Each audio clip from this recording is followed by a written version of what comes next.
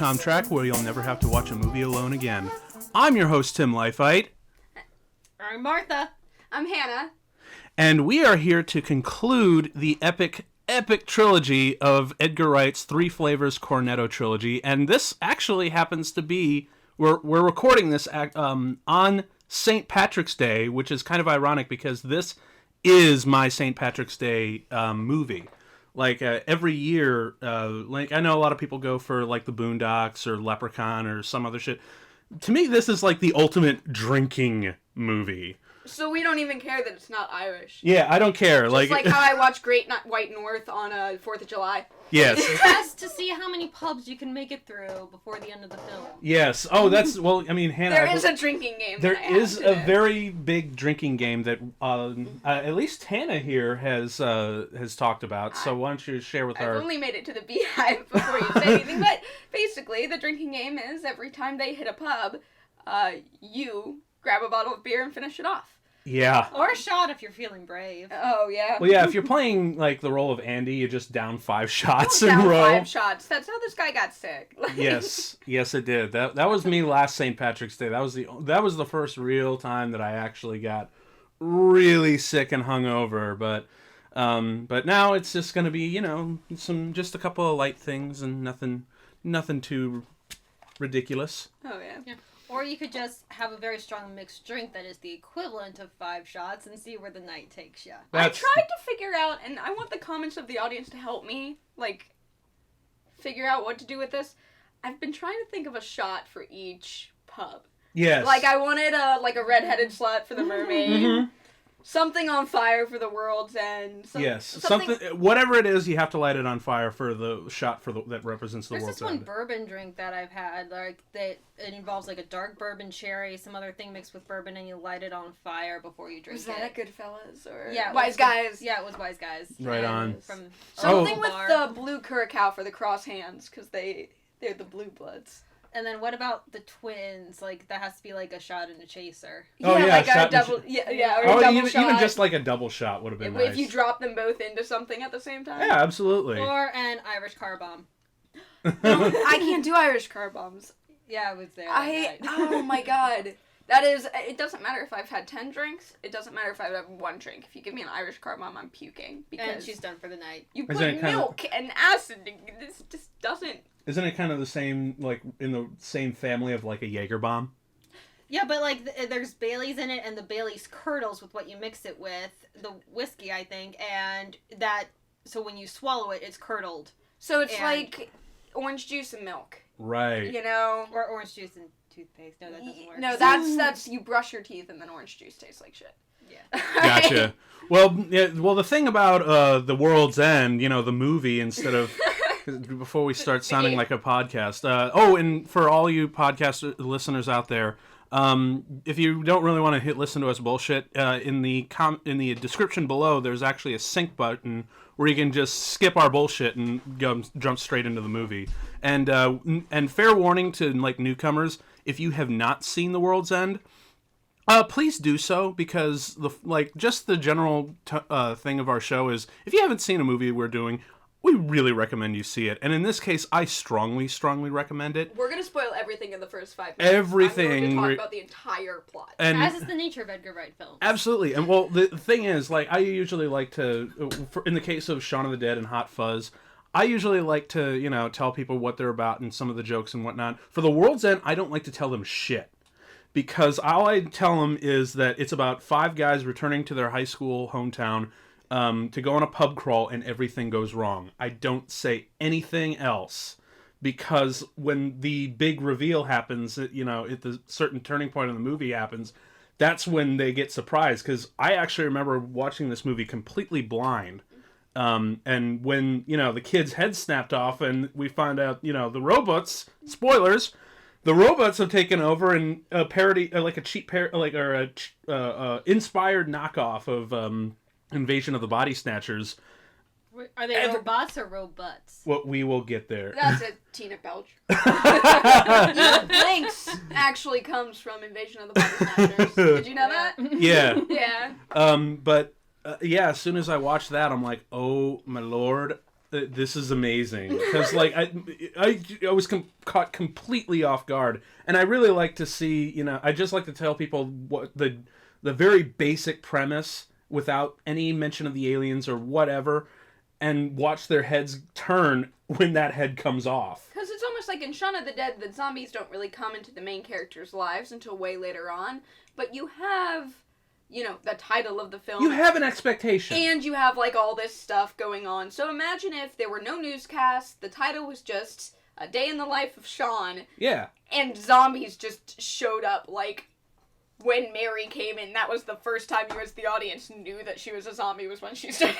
Pretty much by all definition, like, the first two you can like tell all that stuff, but if you leave out the aliens for The World's End, it becomes so much more of an impact. Oh, yeah. Because, like, seriously, I was, like, freaking out, like, what the hell is going on? And that's why, to this day, The World's End, also because of all the fond memories of St. Patrick's Day and drinking to this, is why it's my favorite of the three. I also think it's super underrated. I think everyone's seen the other two. If you haven't seen this one, you got to, because... Like, I feel like the trailer didn't do it justice. Mm-hmm. The trailer made it look like a shitty version of The Hangover. It's funny that people would mistake it for The Hangover, because it's not about the night after you drink. It's about what you did during the night that you're drinking. I get that. Well, it was mostly because they had the drink song. It was just like, oh, come on, dude. And plus, like I said, if they had stayed away from any mention of the aliens whatsoever, it would have gotten such a much stronger reaction, If they had done, like, Whiskey Bar as the song for the trailer. That would have been perfect. Yeah. Because that's actually in the movie, and to really funny effect, because Edgar Wright's needle drops are impeccable. I think only Scorsese does it better. I think this one is one of the best synced scenes. Mm-hmm. This is very, very Yes. prelude to Baby Driver type. Oh, dude, like, really... Yeah, we need to do Baby Driver. We should do Baby Driver sometime down the line, just because just the sheer craft in Edgar Wright's editing and music, and the way he just shoots everything. It's so disciplined, Like, I really wish there were more people who are doing, tightly written and well-structured action pieces as Edgar Wright. I know the style of filmmaking is completely different than Edgar Wright's, but the same very tight storytelling that we keep talking about, like, I think resonates very strongly with, like, Wes Anderson? Wes Anderson, yes. Like, I love all his storylines. Moonrise Kingdom, The Isle of Dogs. Isle of Dogs, yeah. What? I'm drawing a blank now. Like, a lot of his Grand Budapest. Yes. We have Life Aquatic on DVD. We own it. We have a poster of it in duh. our bathroom. Fucking Life Aquatic, one of my favorite movies of all time. And don't forget Royal Tenenbaums. Yes. Royal Tenenbaums is actually one of the few that I've actually seen. Yeah. It's one of the few that I haven't seen. Oh, really? How about that? I base a lot of my film, like, watching on whether or not things are available for free at Netflix or the library or whatever, so that when I just have it. Yeah. It's good shit. All right, we should start. Yeah, we before should I'm done start. With my first beer, it's finishing your popcorn in the credits. Well, before we do, I just actually want to hear like your initial thoughts on World's End, like when your first encounters with this, your first close encounters with it per se. My first reaction was, "Fuck, there's a third one. I didn't know." This was actually the first Cornetto trilogy I ever saw, and I remember seeing the blue paint go all over the bathroom, and I'm like, what the fuck? Like, what the fuck does WTF mean? Yeah. What the fuck? Oh, yeah.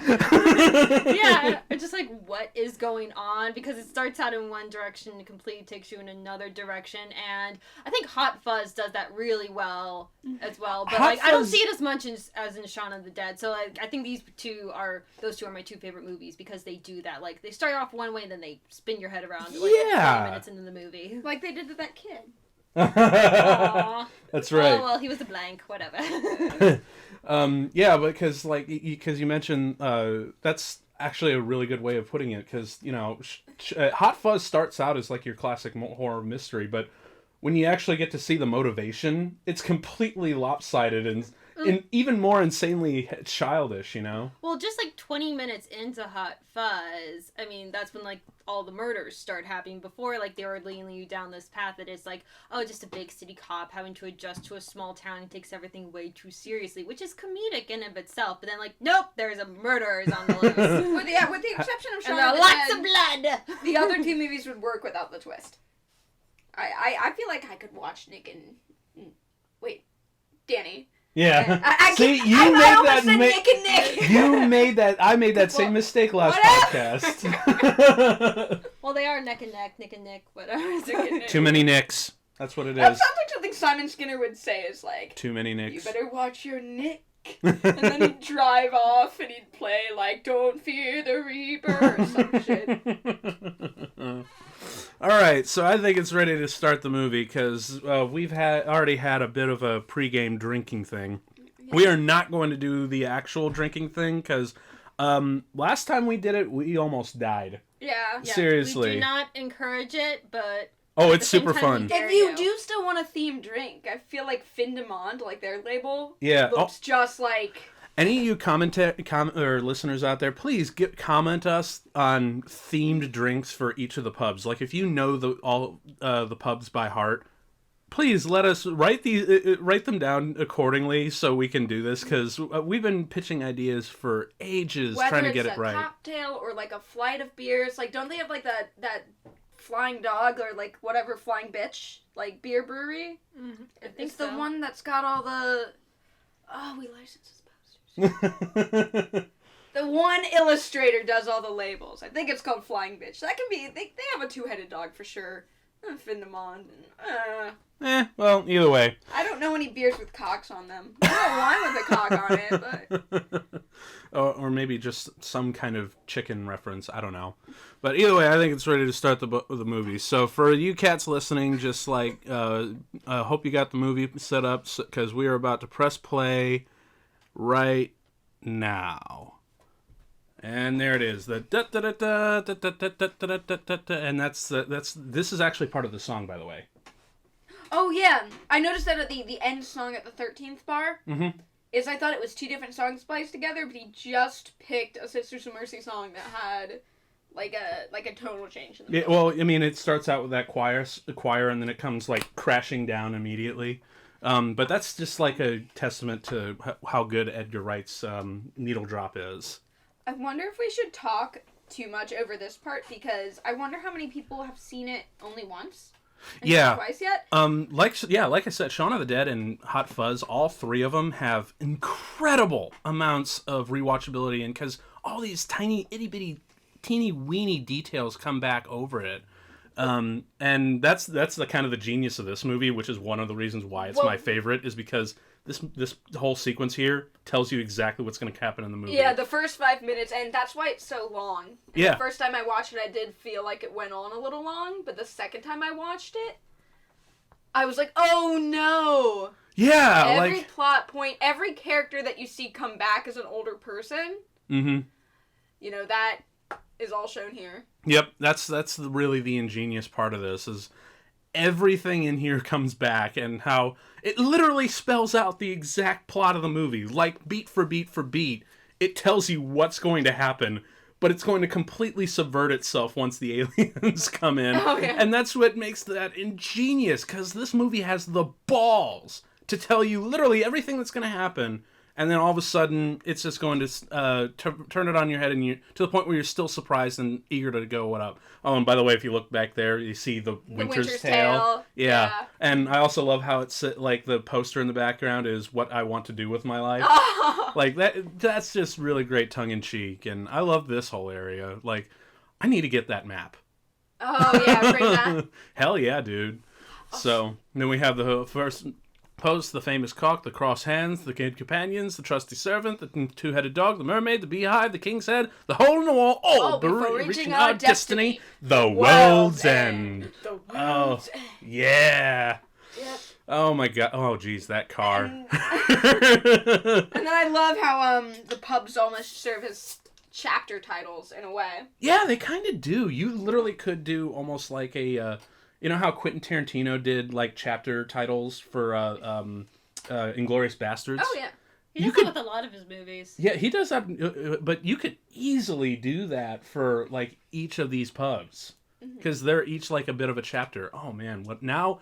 Now I would love to read a novelization of this. Oh, yeah. Or better yet, a comic book. Ooh, even better. Yeah, I would like to see someone just have so much fun with the color. Yeah, I was about to say, because like this movie is already so freaking visual. It's kind of hard to do as a literary thing, but either way, that just the way it's structured is wonderful. I love when that comes back. And then, right there's the keep off the grass sign that we see in all three of them. I actually, it was when we were watching Shaun of the Dead that I realized that was actually a recurring thing. It was to keep off the grass? Yes. So we had it, outside of the smokehouse here, outside Liz's apartment in Shaun of the Dead, and in Hot Fuzz, it's when he's chasing the suspect who, killed that lady in the garden shop. And there's the shooting star. Oh yeah, the shooting star that totally sets it up later. Like even these little itty bitty. It was that night. Yeah. It was that night that they landed. It was that night. And look, sitting next to Simon Pegg is Bloody Mary. Oh. From Shaun of the Dead. I love. Are these like zombie rehabilitations or something? It might as well be. Are in rehab. Well, it might as well be. Anybody else is recurring? I could see Yellow Shirt Guy. I think so. Like he might have been. Peacocker. Possibly. Like because I know that he likes to use some of these like background characters and reuse them. Because let's face it, there's only 12 actors and actresses in all of Britain, and this is my favorite song in the entire one. Loaded. I love this bit. By the way, do you know what the audio for the start of that song is from? What? It's from a film called The Wild Angels, starring Peter Honda back in the day, and I've actually seen it just because this song pointed me in the direction of that film. It's hard to watch because you're spending a lot of time with basically this neo-Nazi biker gang that just wants to party. Yeah. In like the late 60s. And they're just like the most awful people. And there's no there's no real ending. You drop in there, you have a funeral for a friend that is grossly inappropriate, and then the movie ends. I shit you not. Like it was like a really like awkward and depressing movie. So I love his paper. Yes. Tells you a lot about the situation, but it's only there for like a hot second. Yep, that's. And I like how Gary King has the IKEA lamp. Yes. I own that lamp. Everyone has that lamp. Because Gary King is secretly 20. He's secretly 17. He will always be 17. And I also really love the screen direction and how everything freaking moves. And I also love how they even use the dialogue bits or the dialogue samples in that song to become dialogue. Like they do that a lot. Like, I want to be free to do what I want any old time. Like that's straight out of the song I'm Free. Which was originally, I believe that was originally recorded by the Rolling Stones. I could be wrong, but Soup Dragon's played in here. But yeah, again, watching the dialogue, it's just always fantastic. Twice, can you fuck machine? Yeah. But I'm trying to think if oh god, I forget the actor's name. Who plays Peter? He was in Deadpool too. Yes, he was. In a very awkward suit. But oh god, what? I'm trying to think if he's been in any other of the other Cornetto trilogy, because I know. No, I don't think he has. I know Martin Freeman has, and this is the first time we get to see Martin Freeman do a really big role. Yeah, and the actor who playing Steve, he was also in Hot Fuzz. Yeah, he was one of the Andes. One of the Andes. He's a lot more likable here. Yeah, much more likable. As an Andy. No, he isn't Andy. He's Stevie Prince. Oh, yes, he's Stephen Prince. There is an Andy in here. That's why I think I went back in Shaun of the Dead to see if anybody was named Andy. So that name kind of crosses completely over? Yes. It's too bad there isn't a Nicholas in here. You know what? I wonder if Nick Angel, the music supervisor for the first two, I wonder if he returns. I think he does. I'm pretty sure he does, because if he seems nice enough to be named after for a character, like the main character, then he should be coming back. I love how Gary King just does not give a fuck. No, he does not. I love him. Not to mention, I really dig his style. Oh, like yeah. he's just the black trench coat and the band T-shirt, the double necklaces. He's got a good style, but he's obviously too old to be wearing it. Way too old. You know, there is one thing that I wonder: how are his like that T-shirt not completely faded? Did he just go on Amazon and buy an exact replica of the T-shirt he already owned? He probably did since he remade the Beast. Yeah, he did. I've done totally that before with that. a pair of shoes I've really liked. Is I've gone online and looked for the exact same pair of shoes. That's something Gary would do. It's just. Oh, Gary, why no drug? Stop with the drugs. But I possibly buy some drugs. That's not till later, but no, I was just thinking like I'm just like surprised that what was I gonna say? I lost my train of thought. But it's strange that Gary King is fine. What actually compels him to do this right now?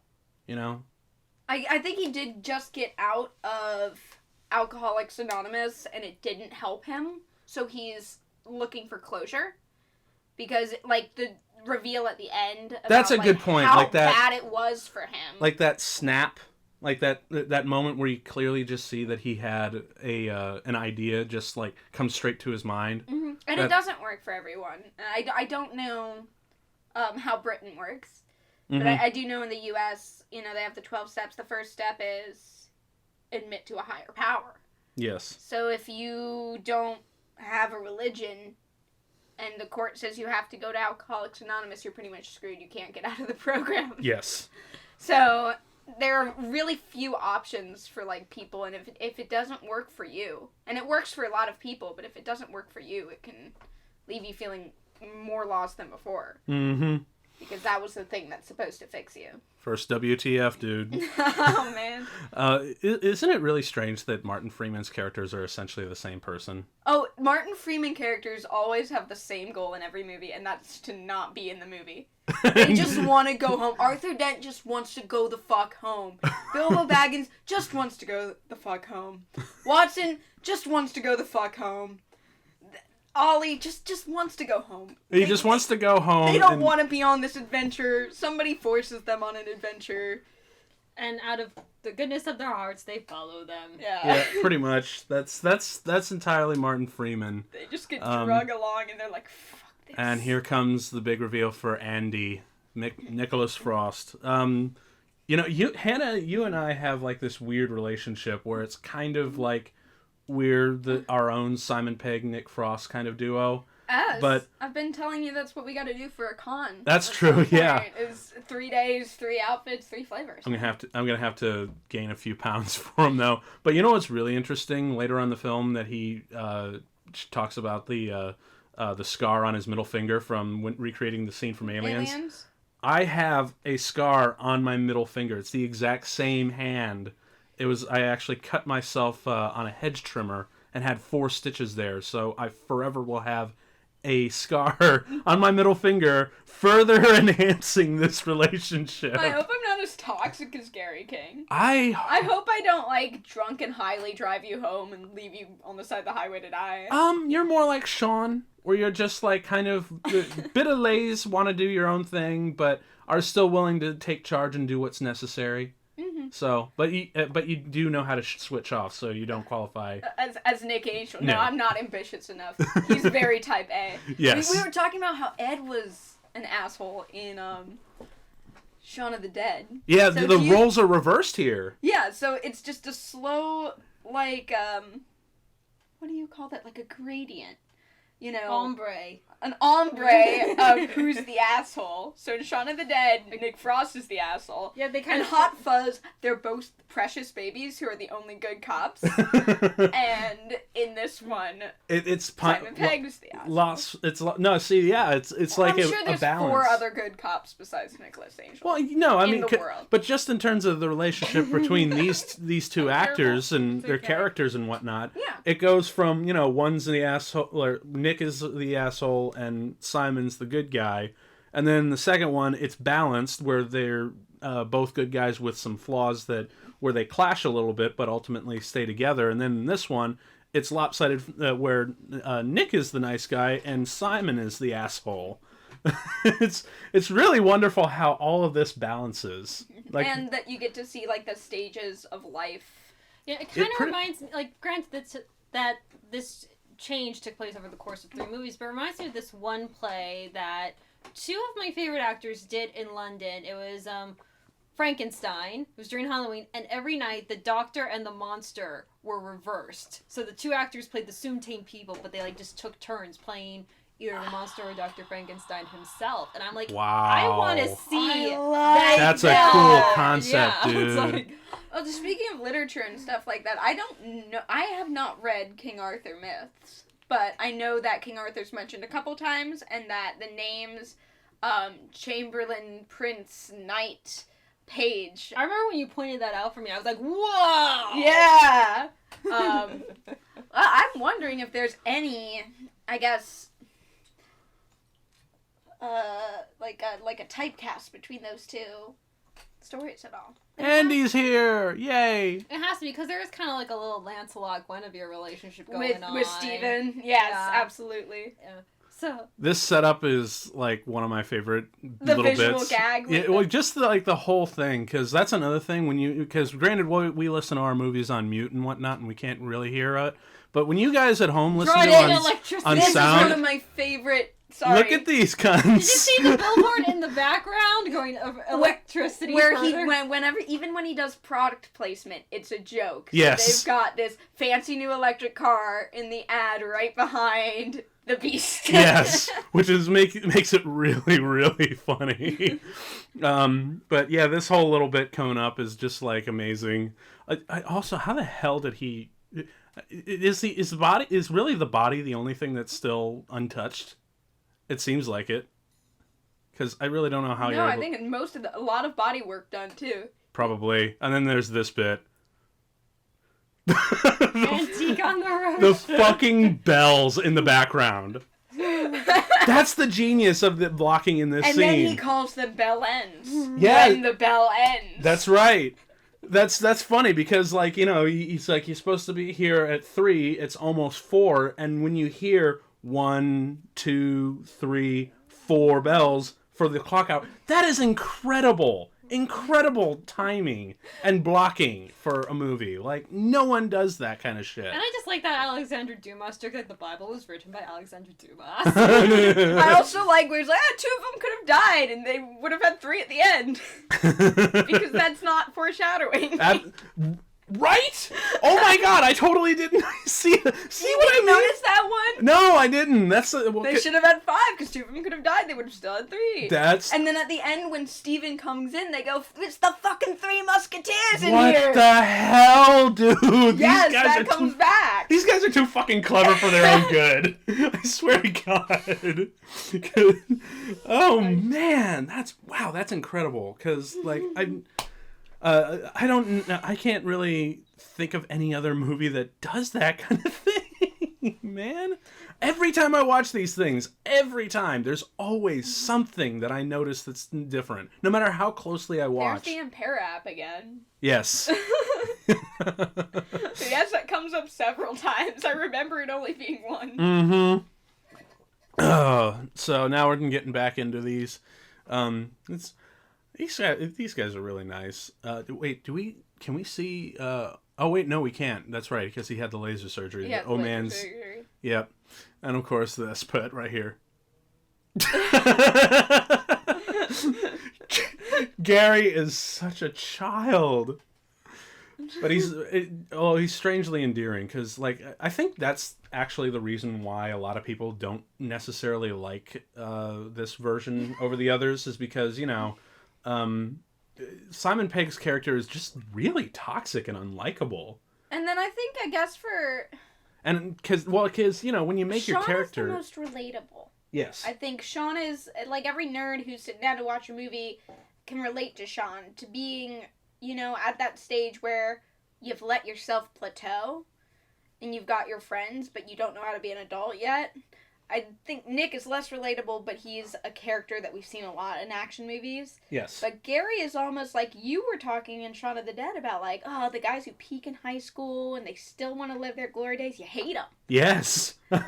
Gary King. So having somebody who's different from, I guess, your core audience can be a huge risk. Even if you're telling a really good story, you know. That's true, but at least what I still like to argue for those of those who like find Gary King to be just too much of a character to not get on board with this movie. That's fine, but just consider this. They still give him a lot of funny shit to say. Oh yeah. Like a lot of it's really funny whether you like him or not. So that's why I just I'm gonna give an ultimatum here and just say fuck you. This movie's amazing. And media is about sympathizing with people who are different than you. If I wanted to see somebody relatable, I'd look in a goddamn mirror. I wouldn't open a book. There you go. Yeah. Because besides he's such a fascinating character anyway. Because he really is like because when you talk about characters who want to relive their glory days and whatnot, he's a character that definitely always comes to mind. But I am a little biased because I have seen this movie like endless amounts of times. Like I said, this is my annual St. Patrick's Day sort of thing. One of the reasons I love Gary is because they let it play out that he's shallow the whole movie until the King's Head, where you kind of find out. Or at least at least at the World's End, that's when he really opens up. Is when you see like the. That's actually the one thing that I wish that they pumped up a little bit. Is like the tragedy of like his suicidal nature and whatnot, and how the real bad self-destructing thing. But then of course I think it was heavy enough. It did really hit me hard when I found out it was a pretty somber moment. But if you played it any harder, it would be tonally dissonant. That's actually a good point. This allows for the comedy and the tragedy and the character development to all shift pretty well. Where if he sat and talked about suicide for a very long time, it could be inappropriate in a comedy movie. Annihilated. I also love the line. And she's in Hot Fuzz. She's in Hot Fuzz, and she's also oh god, what's her name from Spaced? Margaret? Marge? No. Wow, this is really. Oh, this is. I'm gonna get roasted later on, but she's Marsha from Spaced. Oh, Marsha. Yeah. Marsha, Martha, Marjorie. Yeah. This is the fourth Guinness we've opened. She's also in Space, which, like I said, we've already mentioned in the last two episodes that you should really, if you love the Cornetto trilogy, you'll really love Spaced. But yeah, that's the like the whole Annihilated sort of thing that was really funny. But I also love the line earlier that tonight we paint the town red. And I love when they're standing on the horizon when the town's just burning. It is red. Like, God. I love this song too, by the way. Yes, So Young. That's I actually listen to this regularly on my work days because again, Edgar Wright's sound choices are just so good. You might as well just also buy their soundtrack. Oh yeah. I think this is I have to look into it. This is what I said. Is these kids remind me of the Hoodie Kids? Yeah, the one like the school kids that invade and magically make the lady in the rooftop go away during the gunfight. I think in this movie, and I haven't personally Googled all the songs, so you can correct me. Mm-hmm. But he always uses different like classic rock and obscure tracks and stuff like that. But I think all the tracks here are from the 90s, are from I'm pretty sure, yeah. Like that's another discipline that early '90s new wave kind of stuff. Yeah, that's actually something that I remember a discipline that Scorsese gave himself when he was doing Goodfellas, because Goodfellas is a movie that takes place in the mafia for roughly over a 30-decade period from like the 1950s into the 80s, and he actually had the discipline to say this is the year that this scene takes place in. Even though there's no title cards or anything official, he's still doing research to know when this scene is taking place. And therefore, if he's going to choose a song, he can't choose a song that is, what's the word? Anachronistic. Yes, it can't be anachronistic. Mm-hmm. It has to be either of the time or before. Mm-hmm. Nothing in between. And that's so hard to do without falling into the really common time periods. Mm-hmm. Especially when you're doing like the 40s or the 50s. Yes. I can't tell you how many period dramas where they're like, let's throw in Boogie Woogie Bugle Boy. Like, come on, dude. The only song that was written in the 1940s. Be a little bit more creative, you know? So having to actually, like, listen to the music from that decade, or if even you pick just a song I don't know from the 50s, then I'm like... Yes. I remember you were so impressed with Baby Driver because he found a Queen song that no one had ever that I hadn't known. Yeah. A lot of... hang on, this bit right here, just... I love this, how the sound rises and rises and rises and rises. And then this thing with the camera where he puts it down. I love that. I love how it's, you know, they clearly love that. You're drinking fucking rain. I love how they clearly loved that sort of direction towards beer drinking, that they decided to use it again and again further along in the movie. Because it's really funny to watch, and just how the, you know, once the whole sound rises and then just pop, water.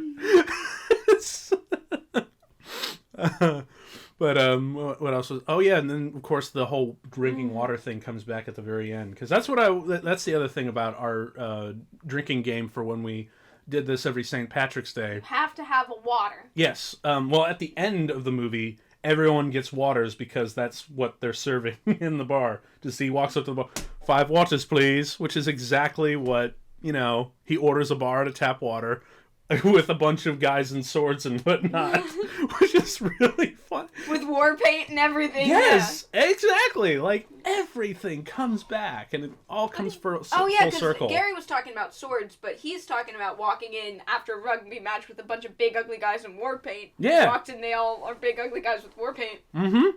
Like, that's what I love about this. Like, there's no fat in any of these movies. Everything is so tightly written. And I love how, and it's weird, like, I know a lot of other movies will usually do a moment or two like this, where they just repeat a line and change the context in order to get a bit of a reaction. But I've never seen anyone who takes, like, an entire style out of that sort of idea, which is what Edgar Wright does. Especially in this movie, you'll see the same thing be used for 4 or 5 different reasons. Yeah. Oh, by the way, does anyone else use Let's Boo Boo in real life? I do that constantly. Nobody's as big of a fan of this movie as you and me. Oh, no, actually, I do remember... Wait, except for this one girl on YouTube. Yeah. Whose videos I will have to find and show you. She does, like, no joke. She's a huge fan of Gary King. Yeah. And she makes, like, totally serious music videos in black and white about, like, his mental problems. Oh, wow. And they're really well done, but they're really melodramatic, so at the same time I'm like, you're making some very serious World's End fan AMVs here. So she cares more about this movie than me, but besides that... Well, I do know a friend of mine who... You want to watch, like, Gary King, where it plays My Demons Inside over him? That'll be interesting. But I do know there is an old friend of mine from California who does visual effects, and he actually does that. He says "Let's Boo Boo" quite often too. That's great. So it's not an isolated thing. But again, we miss the whole when it just rises up with the fucking water. Really very sad. Very sad. You know, that's another weird thing that kind of comes to bookend the two movies. Is like in Shaun of the Dead, we had the death of the mother. Oh, being played as the most serious part in this movie. And then in here, you know, it's interesting where it's there, but it's subverted yet again, because let's face it, if Ed's mother died in that movie, we wouldn't care, because Ed probably wouldn't care either. He doesn't give a fuck about anything. He'd be like, "Can I have your car keys?" Awesome. That's right. He totally would just steal his mom's car keys if he had a good enough car. Bullshit that he pulls here reminds me of... Did you guys ever watch Survivor back in the day? No. I'm the only one here who watches reality TV. I saw like an episode or two, but I wasn't like a... Johnny Rotten. There was this guy who just became famous for what he did. Or they called him Johnny Fairplay. But he was such a cheat. But he was a likable scoundrel. But during the challenge, like, there might have been, like, 6 people left to be eliminated. He lied, I think, about his grandmother having cancer, and that's why he was really motivated. Or his mother having cancer, one of them having died. He was really motivated to win the reward challenge because you got to see your family, and this might be the last chance he had to see them, or some shit like that. So people let him win. And then in the next thing, when he's, like, out there, like, with his family, just sipping margaritas, he's like, I lied, my mom's not dying. We got, then there's, okay, I looked this up this time. Rosamund Pike is Sam. From Gone Girl. Yeah, and turns out she's actually, did you know she's actually a Bond girl?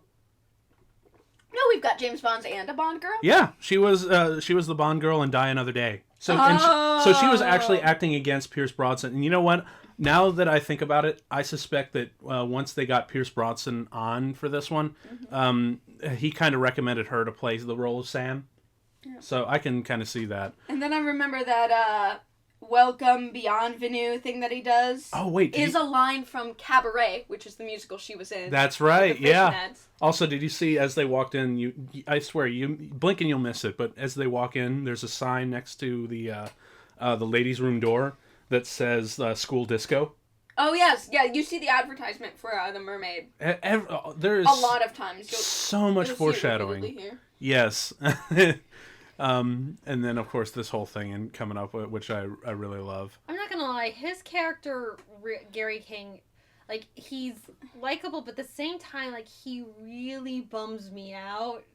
Because, like, it's, like, always been, like, that fear that, like, you're never going to mature past high school. Oh, yeah. At all.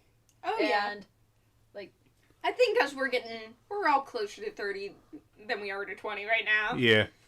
25! Out of order. Not old! So worrying about being in a rut can be scary, as you don't want to end up like Gary King. Yes. And definitely, yeah, if you find yourself drinking a lot and you watch it, you can almost have this Bojack-y There's another type school reaction. disco. Yeah, kids, don't drink and be like Gary. Drink like Sean. No, maybe not. You know what? Just actually drink like Nicholas Angel. Be like Nicholas Angel. Don't be like Gary King.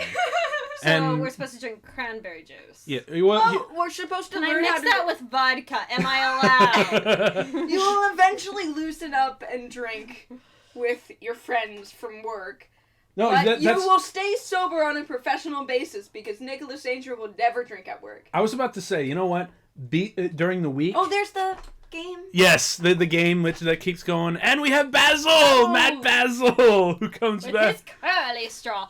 Oh, UFOs and lizard people and underwater Nazis. Yep. And Bermuda Triangle. David Basil's returning Actually being a square. David Basil's returning from Hot Fuzz.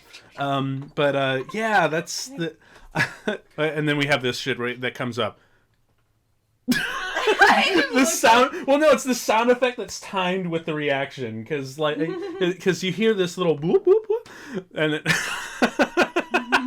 I need that Polaroid. That Polaroid is amazing. You know what? I don't say "Let's Boo Boo" a lot, but I do say the.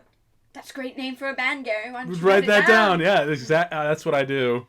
And of course, because Gary has to make this absolutely perfect. It's almost like an obsessive-compulsive disorder. It really is. And also, how long... Because I believe this movie is supposed to take place in, like, October. So it's fairly chilly, considering it's in the UK, and this was, like, 10 years ago. You definitely see them all wearing, like, the coats and stuff. So I guess those beers are still cold, but...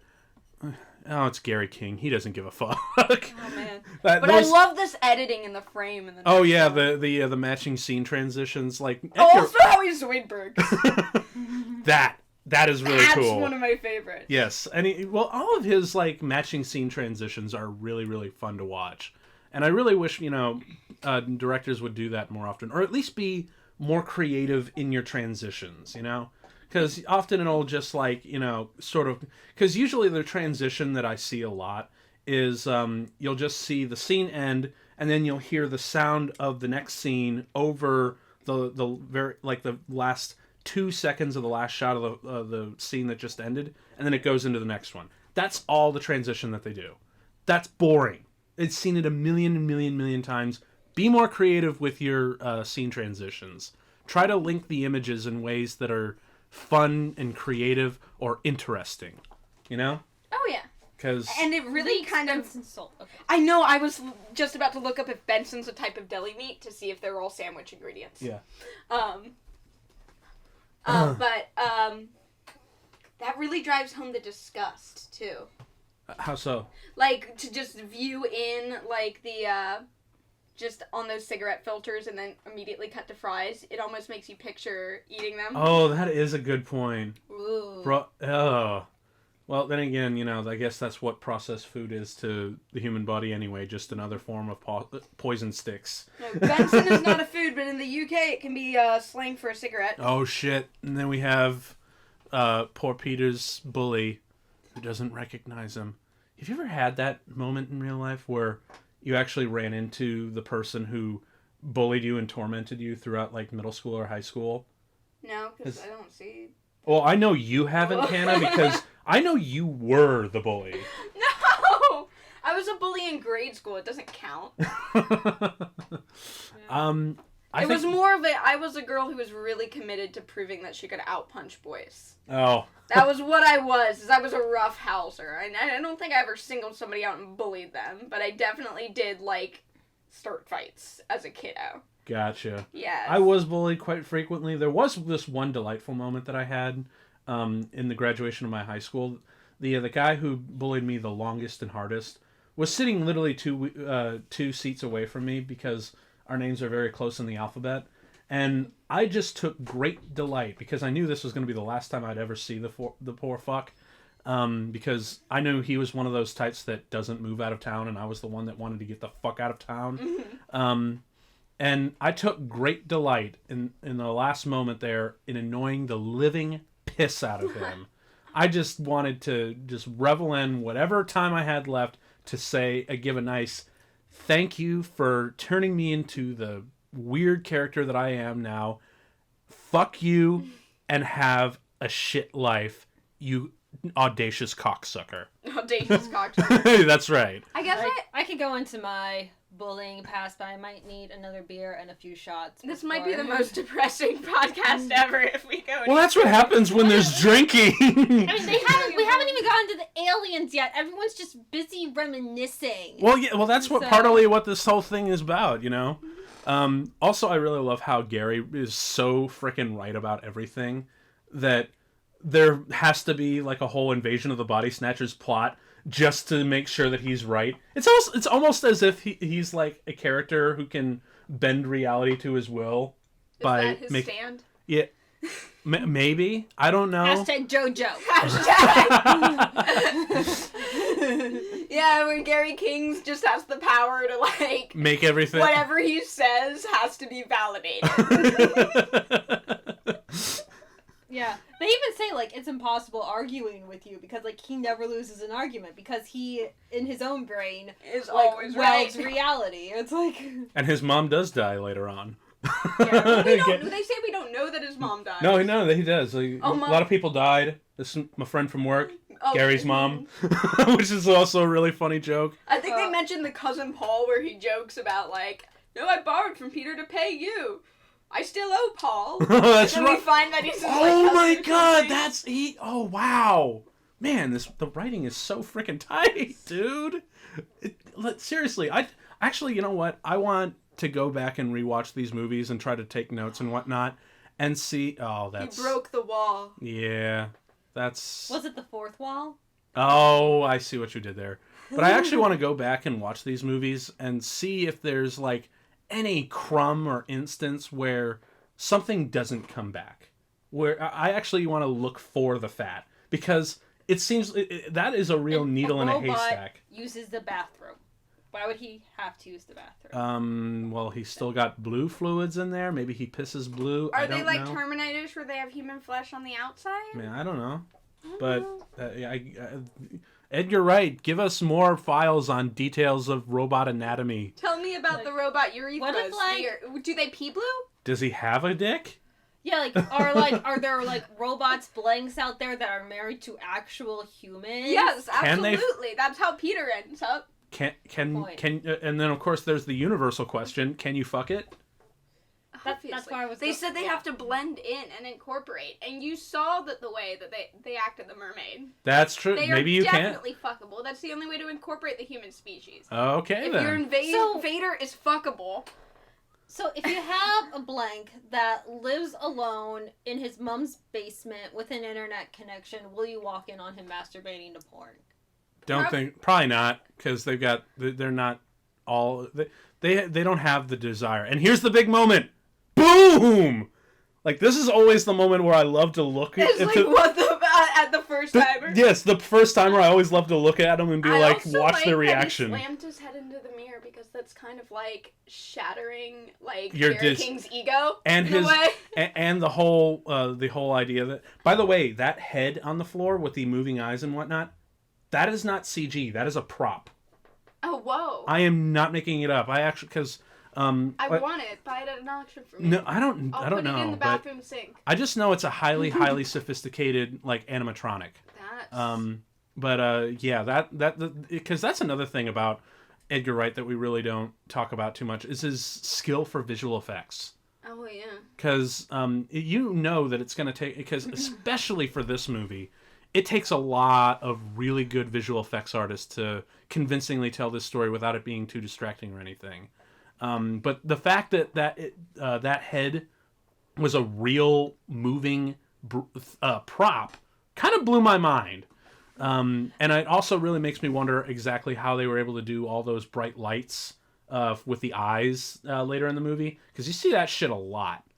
Not so much. Can I just comment on like that color blue? Yes. Bleeding out. It's like, it's so bright and vibrant. It almost kind of tricks your eyes into thinking like, this isn't real. It's like too pure of a blue. I don't know. It makes me think of like that really toxic blue water you see in chemicals and whatnot. See, I think since we're in the bathroom, I'm thinking of bathroom cleaners.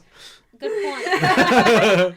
And this is also really cool. Like, do you notice like most of this is made to look like one shot where the camera whip pans around? I mean, obviously they disguise cuts and whatnot with a whip pan or whatnot, but I really love the sheer ferocity of it on how it all seems to just move almost completely seamlessly. Like boom, like it'll just whip pan to, instead of it just cutting, it whip pans. So and you get to see this whole play out. You see like 15 blows exchanged between these two before it cuts. Yes. It's not overcutty like Hot Fuzz. He's not telling an action. He has an action scene, but he's not lampooning that genre anymore. Mm-hmm. He's trying to really show how to do it.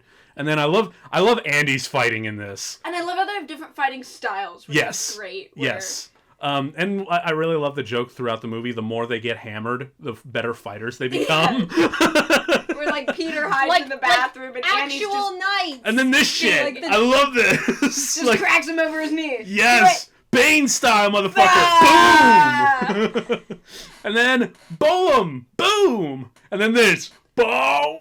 Yeah! I love that shit. Like I actually kind of wish I was in the theater so I could just cheer when. And there we have like at the end of this set, you have the literal cross arms. Oh my god! Yeah, you're totally right. Wow. Like you picked up that it meant to fight, but yeah. I think it's the third time I watched this. I'm literally like, oh, there are two arms. What the fuck? Oh yeah.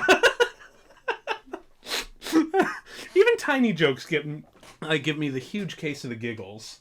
Oh. So, and of course he's still on his mum.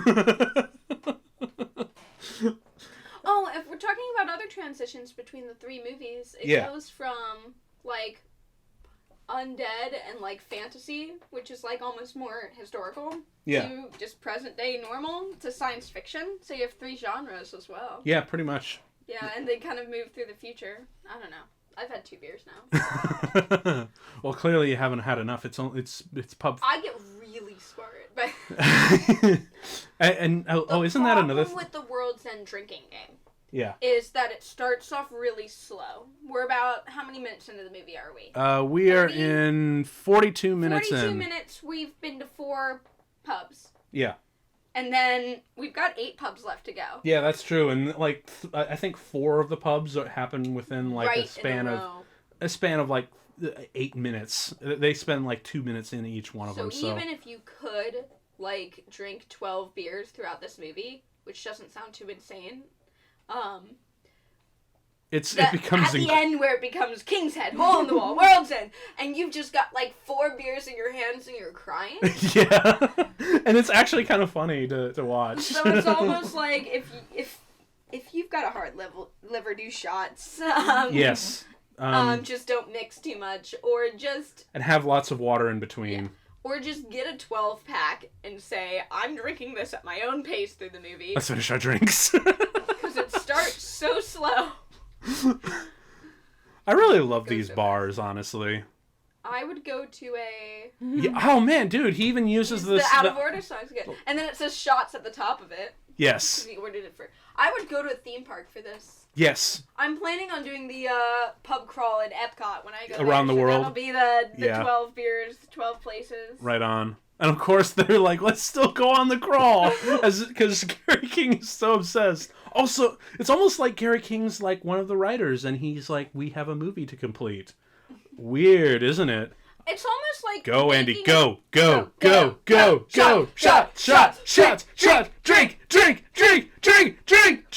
yeah! Does anyone else want shots now? Well, I gotta drive home. You live here. Yeah, dude. But damn, Andy.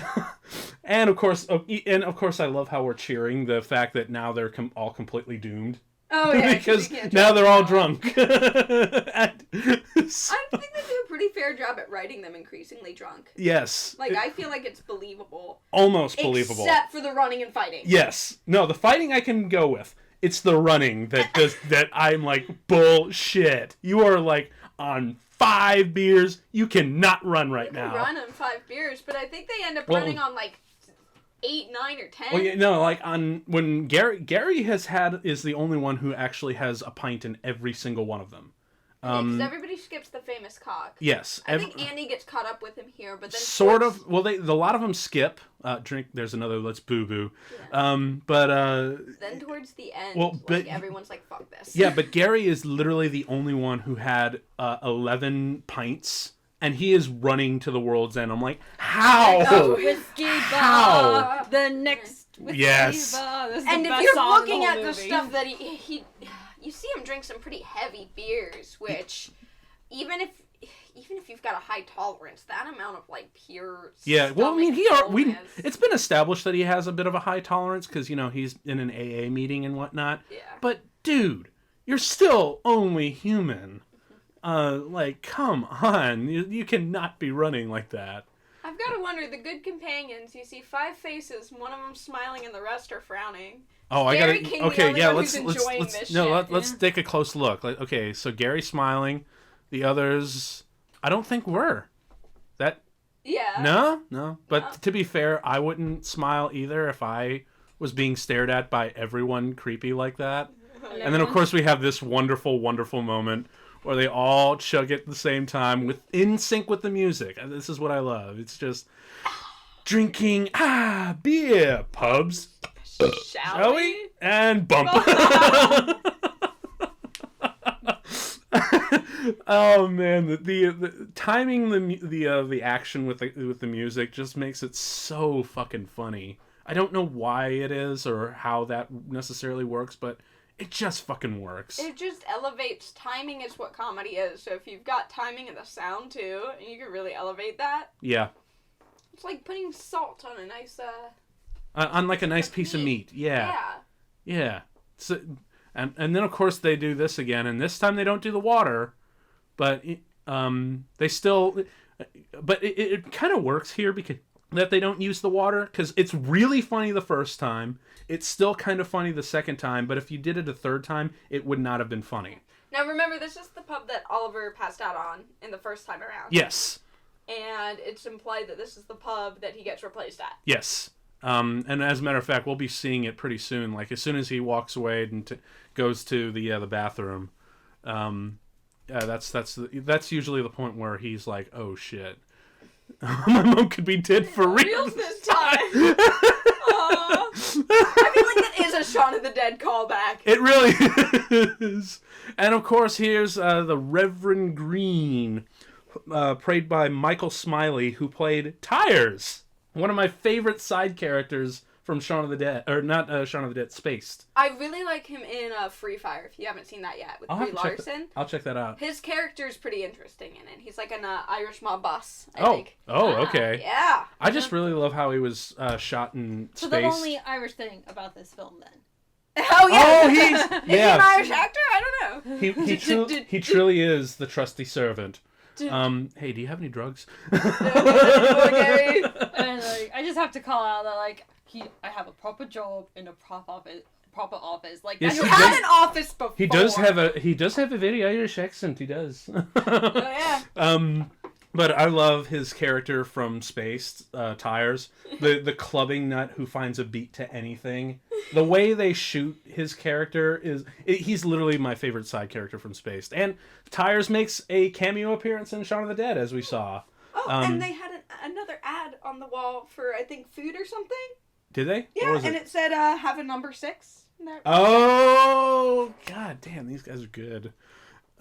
You know what? They might actually do that. Like, each number is written somewhere in the background. Well, we're gonna look that up. Yeah, we're gonna discovering new things. We're constantly, even though we've seen. I get paranoid about Easter eggs in this. Oh, totally, dude. Like, seriously, all these movies have all these tiny little details to the point where I kind of want to write down everything. Well, it's definitely like. Yes. Oh, the old Czech word Robotnik. I was saying I was looking up Czech names for some reason, but Dalek is also a Czech word. Yes. That means far off battle. I was telling you about this before. Apparently, the Brits really like their Czech words for their robots. I guess it's. It's a good language to use for science fiction because no one knows Czech or Slovakia. Yeah, very few people will recognize it. Yeah. Unless you're these two nerds in. Mm-hmm. But I was gonna say Edgar Wright's films are great for. I think we watch films differently in this millennia than we did before because we have computers and because we have streaming services. The ability to stop and pause and take screen caps of things and share it with people and be like, do you notice any of this? Like, if you're watching a VHS or if you're watching it in theaters, you kind of have to sit and watch it all the way through. Where... Yeah, we're kind of privileged like that nowadays. Yeah. With TV especially. It used to be, you saw it on Thursday, you didn't see the next episode for a week. And there's the blank, oh man. Yes, with a 6, which is an omen. Yes. Yes. You're totally right. It's from the Omen where the birthmark on the kid is three sixes. That's good. But I think it's perfect for this. His movies are perfect for this generation because it's like, yeah, pausing and rewatching and overanalyzing and taking screenshots. You weren't always able to do that with your movies. Mm-hmm. And he spends so much time and love and care with these things because... Time's Past. That's the name of one of the stores. Wonderful. I love that. That's the first time I noticed that. Happy Hour, 7 p.m. Yes. And then I think at the last part was like the 5-shot special. Yeah. So I think the numbers thing is going to play in, at least for most of the early pups. Yep. Oh, and speaking of which, there's another space veteran. He's the one who plays Brian, the artist in Spaced. Oh. Yeah, he looks a lot different, dude. His face is a lot rounder. Mm-hmm. But I believe his oh god, what is his name? That's because he's drinking beer and not ever doing whatever Brian was doing. Anger, pain, aggression, fear. That's actually one of my favorite running gags in Spaced. But anyway, now this part here where they're like trying to figure out what to call the blanks. This is hilarious dialogue. This is the part where I'm like, I really appreciate the fact that Edgar Wright knows when to stop the visual comedy and just let the writing and the dialogue become the jokes, because this kind of pronoun humor is really, really funny. You just used one. What? It is a pronoun. What is it? What is? Like, who's on first? It really is. Like, he's a blank. She's a blank. Those two people are definitely blanks. Oh, and that's the other thing. Like the whole thing where they're trying to figure out what to call these things. I almost feel like that's like a parody of the writing process itself. Like, we're trying to figure out what to call these things without calling them robots or anything. Oh, yeah. And they're just like... I can actually imagine Edgar Wright and Simon Pegg and just sitting down writing this and drinking, getting increasingly drunk, and they just like... Blank! I'm calling a blank... I think we're drawing a blank here. And then, of course, one of them's like, that's a great name! That's why you wish you were a visual effects not a visual effects, a visual artist. Like, yes. If you're a painter, you can just go, this is my film, Untitled. You can't do that with books and movies. No, you can't. Well, you guys don't get the luxury of saying, you can. I don't need to introduce language. See, my art is its language in of itself. Now, see, you can do that, but you need lots and lots and lots and lots and lots and lots of money. To be able to name your film Untitled. Untitled. Like, Terrence Malick can get away with that shit because he's fucking Terrence Malick, and he's rich. So he can make the fucking Tree of Life, put it in theaters, and say, what did you... And just everyone's like, what the fuck did I just watch? When you have to appeal to a mainstream audience, you have to kind of do something like this. Well, And then Phobos. I like how they got to blanks. Yes. In such a natural way. We're drawing a blank here. That is a Invasion of the Body Snatchers reference. Oh, it is. Yeah. It actually is. It's not just like them. They were literally like, we don't know what to call this. We're drawing a blank. Oh, that's really good. Yeah. It's actually a reference to Invasion of the Body Snatchers. Which I haven't seen the movie, but I've read the books. Okay. The book. The one, 100-page book from, 1973 or something. Okay, I gotcha. But they're called blanks in that, and I was like, yes. Oh, that's cool. I need to actually sit down and watch the 1978 remake of Invasion of the Body Snatchers, because it's been told as, it's one of the best remakes ever made. Oh, yeah. And then, of course, there's this wonderful shit. God damn. I think, see, now that's clearly a prop, too. But the first head they saw was just phenomenal. Mm-hmm. Well, they're still both really, really good. But I think they really pushed... Also, I just have to admire that actress for running in heels. Yeah. Yes. I was thinking the exact same thing. Jeez. What... I still want to know, what is it with Edgar Wright's fascination with creepy twins? Just because they're Shining. twins doesn't automatically make them creepy. You had sex with them. Twin rights. Yes, I did, but I was drunk, so it looked like there were 4 of them. I'm not really proud of it. What you I am came in actually. to tell me? Oh, and then I love that whole thing. Where he reaches out to her. He's so selfish. Chug us a ciggy. That's so mean. What the hell's going on? I love his confession. Yes. Oh, this is so cute. It's not just because I have 5 pints. It's because I love you, okay? He says 7, but that's a goof, because I think he skipped 2 by this point. Yeah, that's right. But he did. also he's drunk, so he probably is just... By 7 drinks. Do you know how many drinks you've had? No. And especially after fighting an alien you never thought was supposed to exist. Oh, yeah. Yeah, you kind of lose track of your pints. After 5, unless I'm actively trying to compete with people, I lose count. Yeah, I've seen you, when we're at parties, I know, you said, I know I'm wasted when I just start reaching for drinks without question. Yes. You just going for the next one. And there's the dog, the 4-legged dog, or the 2-legged dog. 2-headed dog. 2-headed dog, but yeah, now her feet are for arms, so now she's more dog-like, if you will. I guess, yeah. Yeah, that's. And they're twins, so they're... Get the head! 2 heads. Get the head! Smash. Nothing we've came up with so far is better than Smashy Smashy Eggman. Yeah. Oh my god, that was one of my favorite sidelines. The best that we've Which is ironic because Eggman was the localized version of the Sonic character Dr. Robotnik. It's a conspiracy, man. I think not. Oh my god, it's all connected, man. Pull it off! Pull it off! Yes. Oh, Blue This is just Smashy Eggman! That's one of my favorite things. Viewers, you should be on your 3rd or 4th beer by now. And now we have our official title 2 of for blanks. 1 sale, that's another one. God damn it, dude. I think they had a lot of fun saying, look, let's hit the mermaid, wink, wink. Well, we've got to design all of these, chalkboards for the bar. Anyway. I love the thinking behind this. It's basically known as a better idea, so fuck it. Yeah, see, 2 for 1. Main meals. Oh man, that's so cool. Because they have to design all these chalkboards anyway, so they... Yeah, the production... kudos to the fucking production designer, man, because, that's really tight. And you know... But I can... Intentional with everything they do. Yes. And I know Edgar Wright is the one guy who really pushes for that sort of thing. Because of the consistency of the tones. And I also really love how each bar isn't just a pub. Oh yeah, this one's a club. Yes. Because have you ever done that, over in college, where you just kind of do a pub crawl and you have all these different type of bars and pubs?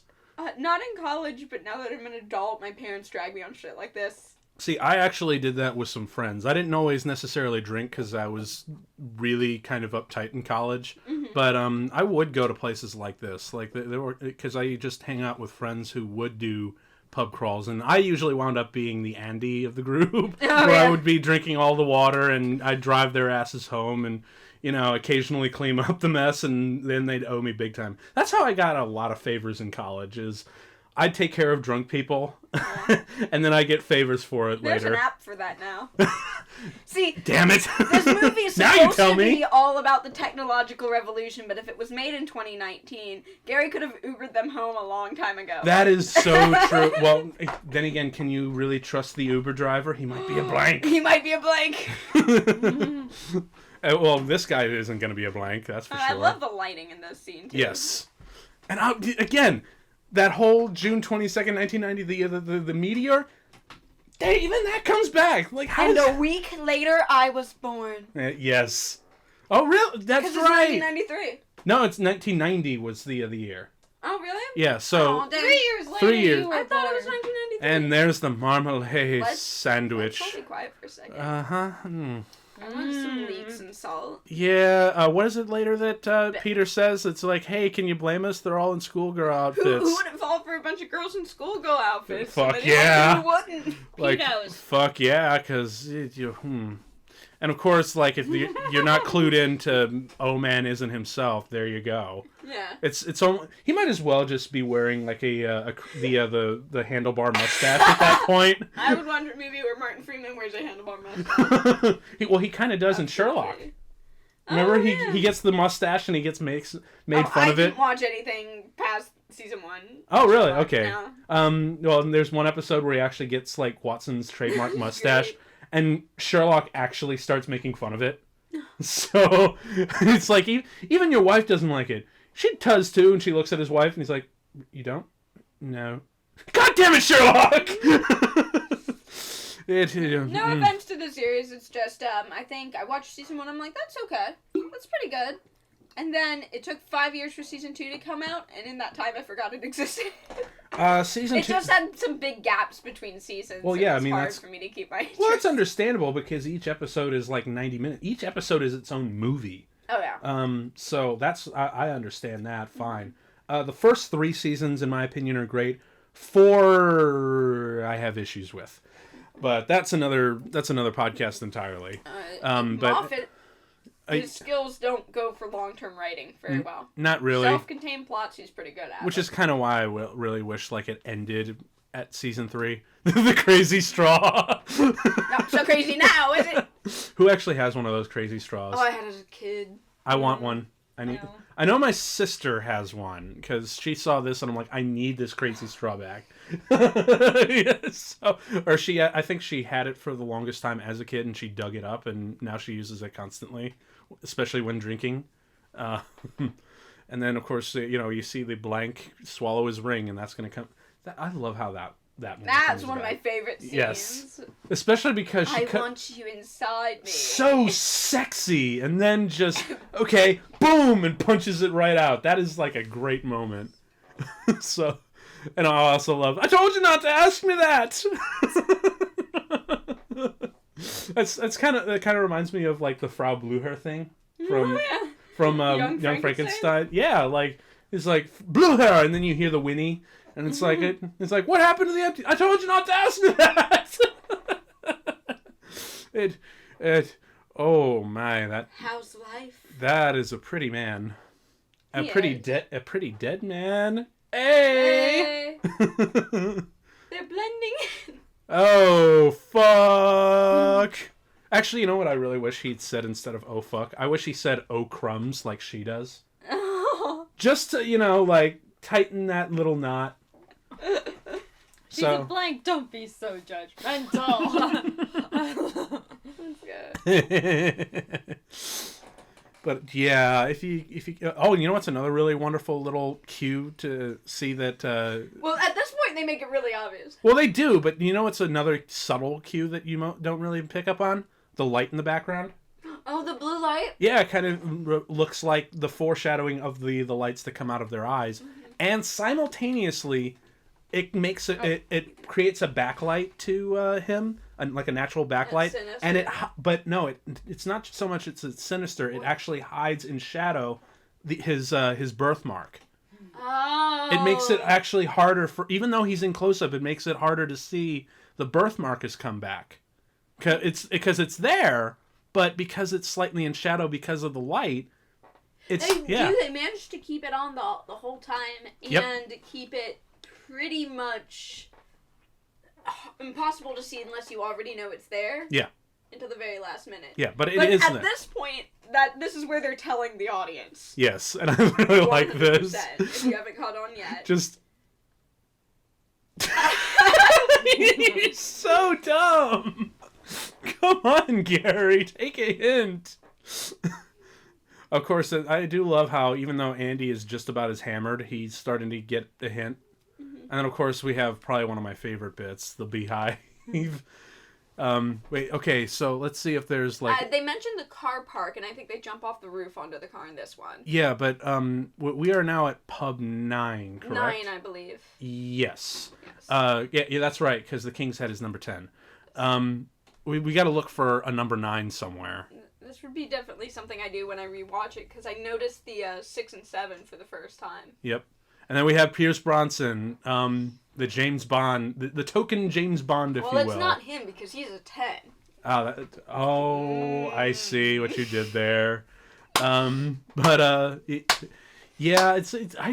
still wish that for Shaun of the Dead they had just like a Silver Fox Man. Well, I was thinking someone just like George Lazenby to cameo or something like that, just to say they've had anybody Bond or Sean Connery, whoever.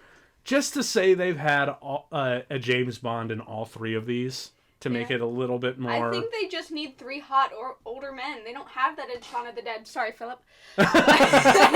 See, no, you could have had Sean Connery play Philip. Oh, man. That actually would have been kind of cool. Or even just like the barkeep in the Winchester, you know? Oh, yeah. That just like one of those little things. John at the bar, who's a friend of his. Yes. Goddamn Piano Man. I fucking love the Piano Man. Does he get them their drinks for free?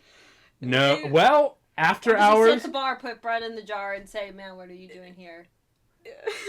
Dude, can you imagine if he actually incorporated that song? That music. That would have been amazing. I'm almost sad that he didn't. But, I guess... Missed opportunity! Yeah, a little bit, but it doesn't really harm the movie, I guess. I guess the 9 that we have in this bar is if you turn Ollie upside down. That's okay.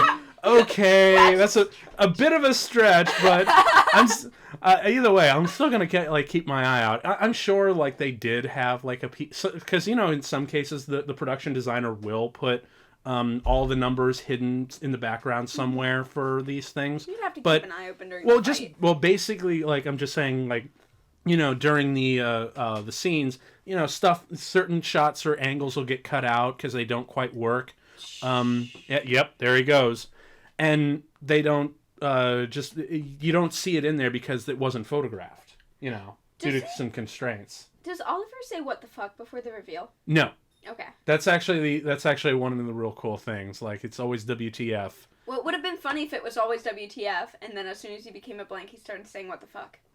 Yeah, no, he doesn't. But I think it was just to pound it a little bit closer. And speaking of pounding, this shit happens. This is one of my favorite bits. This is me every time I go back to my hometown. I fucking hate this town! town.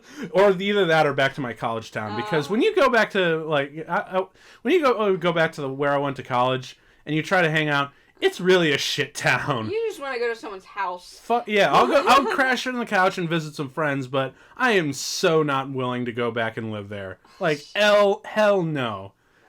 Yeah, like, didn't you guys, like, have one of you had a roommate up there that was like, I can't take all this big city traffic. You mean the intersection? That was Jenny. Oh, dude. That was Jenny. Dude. The intersection freaked her out. Oh, please. You've never been to Chicago. Just wait till try and go to Chicago. It's awful. New York. There's a reason everyone takes public transit. Yes, indeed. And so I love the music in this one. The only thing that's different between Chicago and New York is in Chicago the cars are moving fast enough to kill you. Yeah. But I really love the music in this one because it's actually sort of like a mix, like a fan song for that's kind of talking about RoboCop. 20 seconds to comply. There it is, 9. Yes. Oh, it is. There is. Where? It was right on the door. See, now 9. Oh my God. Wow. That's all. God damn it. All Gary wants to do is take a fucking drink. Bar, it's hard to see, but I'm sold on this theory. Yes. I'll go and watch the first 5 pubs. See, again, but I'm pretty much certain by this point. It doesn't matter how many times you see these movies. Mm-hmm. There's always something new to be discovered, and I love that. I think this is the first time I've discovered it. We've discovered a new thing organically without any one of us pointing out something we already knew to the others. Yes, which is really fun. He's twist the melon, man! Because usually by this time, my focus is on not throwing up. Yeah, because isn't that the other thing that you said about this movie? You've never seen it sober. I've never seen it sober, and I'm like 1.5 beers. Yeah, you've never seen a new experience to me. You've never seen this movie sober, and you never plan on doing so. Well, I didn't intentionally plan. I was not sitting around saying, I will never watch The World's End sober. That would be a disgrace to The World's End. But at the same time, it seems like a good resolution. To watch The World's End sober? Maybe, but then again, it's kind of hard because this movie is almost nothing but drinking and fighting. Oh, I know, which makes you want to drink and fight, right? There are shows that make me want to drink, like Archer. Yeah. Yes. I need to have, like, a glass of whiskey in my hand to watch that. Oh, yeah. I want melon balls I don't need it to watch it, but I like having it in my hand while I watch it. Oh, yeah, no, it's like, Archer will just mention something, like, delicious that he's drinking, and you're like, I should make a man hat. Coffee liqueur? Ooh, let's go buy some of that. How about another round? Oh, yeah, that's a double entendre. Oh, so many double entendres. So many double entendres here. I love it. Mm-hmm. Get them! Get them! Get to the smokehouse! Just do it! And I even love how the windows are hexagonal like a beehive. That's got to be some hard window work. Yeah, it is. It's a shame they broke it. Well, honestly, I think the filmmakers went to the location and took the windows out to make, so that they're replaced with glass that's breakable and, safe and whatnot. Oh, yeah. So that's going to be a logical choice. And damn, man. And sit back down. So... I do think that the beehive has the most set design of any of them to look like the beehive, kind of. Well, I mean, they all really do, honestly. Mm-hmm. Although, you know what's actually, there's something I wanted to mention. Well, first this. It's not how like it is in the movies, and I also love this little click click. But there's actually something I missed that I wanted to say in the Mermaid. The Mermaid is actually not a regular drinking club sort of thing like it is in the movie. It's actually a vintage theater that they cleared out. It's sort of like the Claremont in Bowling Green. But the cool thing is they actually had the premiere in that same theater for this movie. So before it was unveiled to theaters or had its official premiere was in the town that they shot it, and they watched it in the theater where they shot the Mermaid set, which is awesome. The other things I really like about the Mermaid scene is we're talking about a lot of this movie is about conformity. Yes. And to have kind of the reveal and the explanation be in a scene where everybody has been asked to wear kind of the same outfit, wear your old high school uniform. Yeah. And so everybody looks exactly the same. Yeah. Well, I mean, you kind of have to in order to get that visual key, because Edgar Wright has a real visual direction that's actually a little bit more suitable towards animation. Oh, yeah. Because you look at a lot of his jokes, because even when he made Spaced, he deliberately said, I want to make a TV show, a live-action version of The Simpsons. Oh, yes! Fence gag! Every fucking time it gets me. But every one of his films, he always wants to. It feels like he wants to do a sort of hyperactive cross between of the zany, surreal humor you see in The Simpsons mixed with Michael Bay and the tight writing, comedy writing, and of course his own repeat callback kind of style, and it's mixed into this wonderful blend that is Edgar Wright.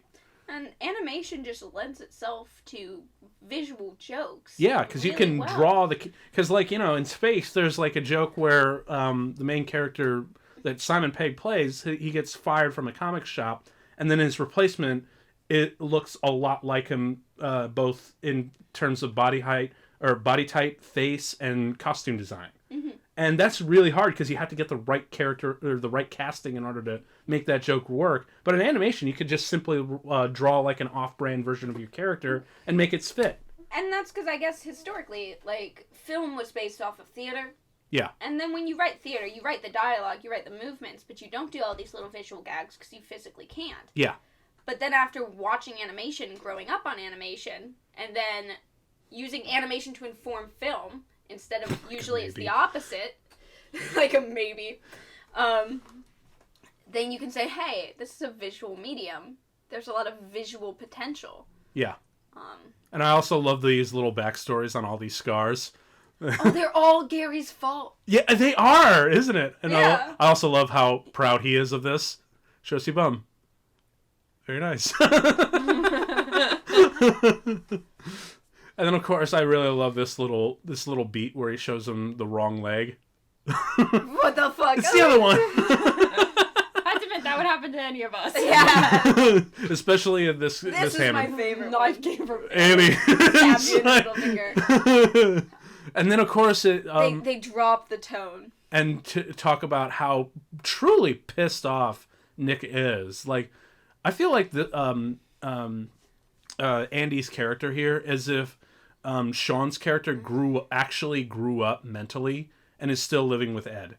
Yeah. I really love how that perfectly goes in. It's your scars in the middle finger. That's good. Aren't all tattoos drawn on? And I also really love how this is foreshadowing another. I'm the same old Gary. But I really love how no matter what, Gary King always, except with the exception of the AA meeting at the very beginning and at the very end where he's in the cowboy suit, he always has a Sisters of Mercy thing on his chest. Oh yeah. Constantly, even when he lifts his shirts up. Like, that's a little fun. And then King Gay. So scrubbed at the art. That was me. King Gay. It's so childish. I don't know why it makes me giggle so much. No, because it's something a bunch of high school boys would do. And they're fucking 40 and they're acting like high school. And now everybody's acting like a high schooler. I just love how proud Steven is. Like, that was me. And of course, this is really just, what the fuck, Gary? Ow! Honestly, like, that's a really hard stunt to pull. Even if that's a soft, like, faux wood, that's a really hard stunt to pull because have you ever done, like, headbanging to your favorite rock song? Yes. Yeah. It hurts after a while, doesn't it? Oh, yeah, you throw out your neck, you go too fast, and you're like, I'm going to be sleeping funny for, like, a week now. And, yeah. That's where my admiration for Ray Toro kicks in, besides his mad guitar skills. He headbangs like crazy. And his hair is way heavier than yours, too. Yeah, with that fro going on. I'm just like, well, damn, Ray. And yeah, keep going, buddy. Oh no, I was about to say, like, even if that wood was completely faux and whatnot, and it's not like the real thing, that hurts after a while. Oh yeah. And plus, doing it in multiple takes, I think that ow at the end wasn't scripted. And then, of course, we have this whole thing where Peter has to confront to his old demons. And yeah, this is, let's face it, pretty Peter's, much how we'd all respond. well, that and Peter seems like the most repressed of all of them. Yeah, like, that he finally gets to kind of release let his rage out. And when it does, it's just... You couldn't actually murder a person, but yeah, if you had a robot that looked like your greatest enemy, what would you do? That? Yes, it fucking is! Just like foaming at the mouth, literally. I love how he goes, he just gets the stick. He just starts beating the shit out of it. It's such an ineffective weapon, but I love it. And then, yeah, and of course, Peter did get para, and they had to bench him. Or at least the poor cop had to bench him, although not in the way that they'd like. Oh, that sucks. Oh, and I love that punch your lights out. Yeah. Wait, that another really good double entendre. See, in comedies, do the double entendres. Don't be afraid of that shit, you know? Like, that's... Oh, yeah, and you don't have to be like, punch your... lights out. He just says it. You don't know. Yeah, exactly. It's just totally a totally casual thing and not necessarily tongue in cheek, but it is because they're not drawing attention to it, so it's not. But it still is. What is it though? And then of course, like I think Andy is just done with everything. I'm really surprised that that he just doesn't punch him right here. Well, I know he punches him right here and now. But why doesn't he just leave him and just fuck off? Because he's the knight. Well, because he says he doesn't care, but he does care. Like, when you're around toxic people who you really love, yeah, it becomes a thing where you're like, I'm ready to cut you out of my life for good. I love how he just, like, thumps him there without giving any regard to, like, did he hit his head on the curb or whatnot? Yeah, because he kind of wants to beat the shit out of him. He does. He just can't leave him for dead. Also, how do those... He's not Gary. He doesn't leave people for dead. Yes. How does no one see that? See them hiding? They're not exactly well covered, but... Because that should have spotted them, like, right there. Look, they're not even hiding. They're right there. Well, have you ever tried to look for your short friend at the club?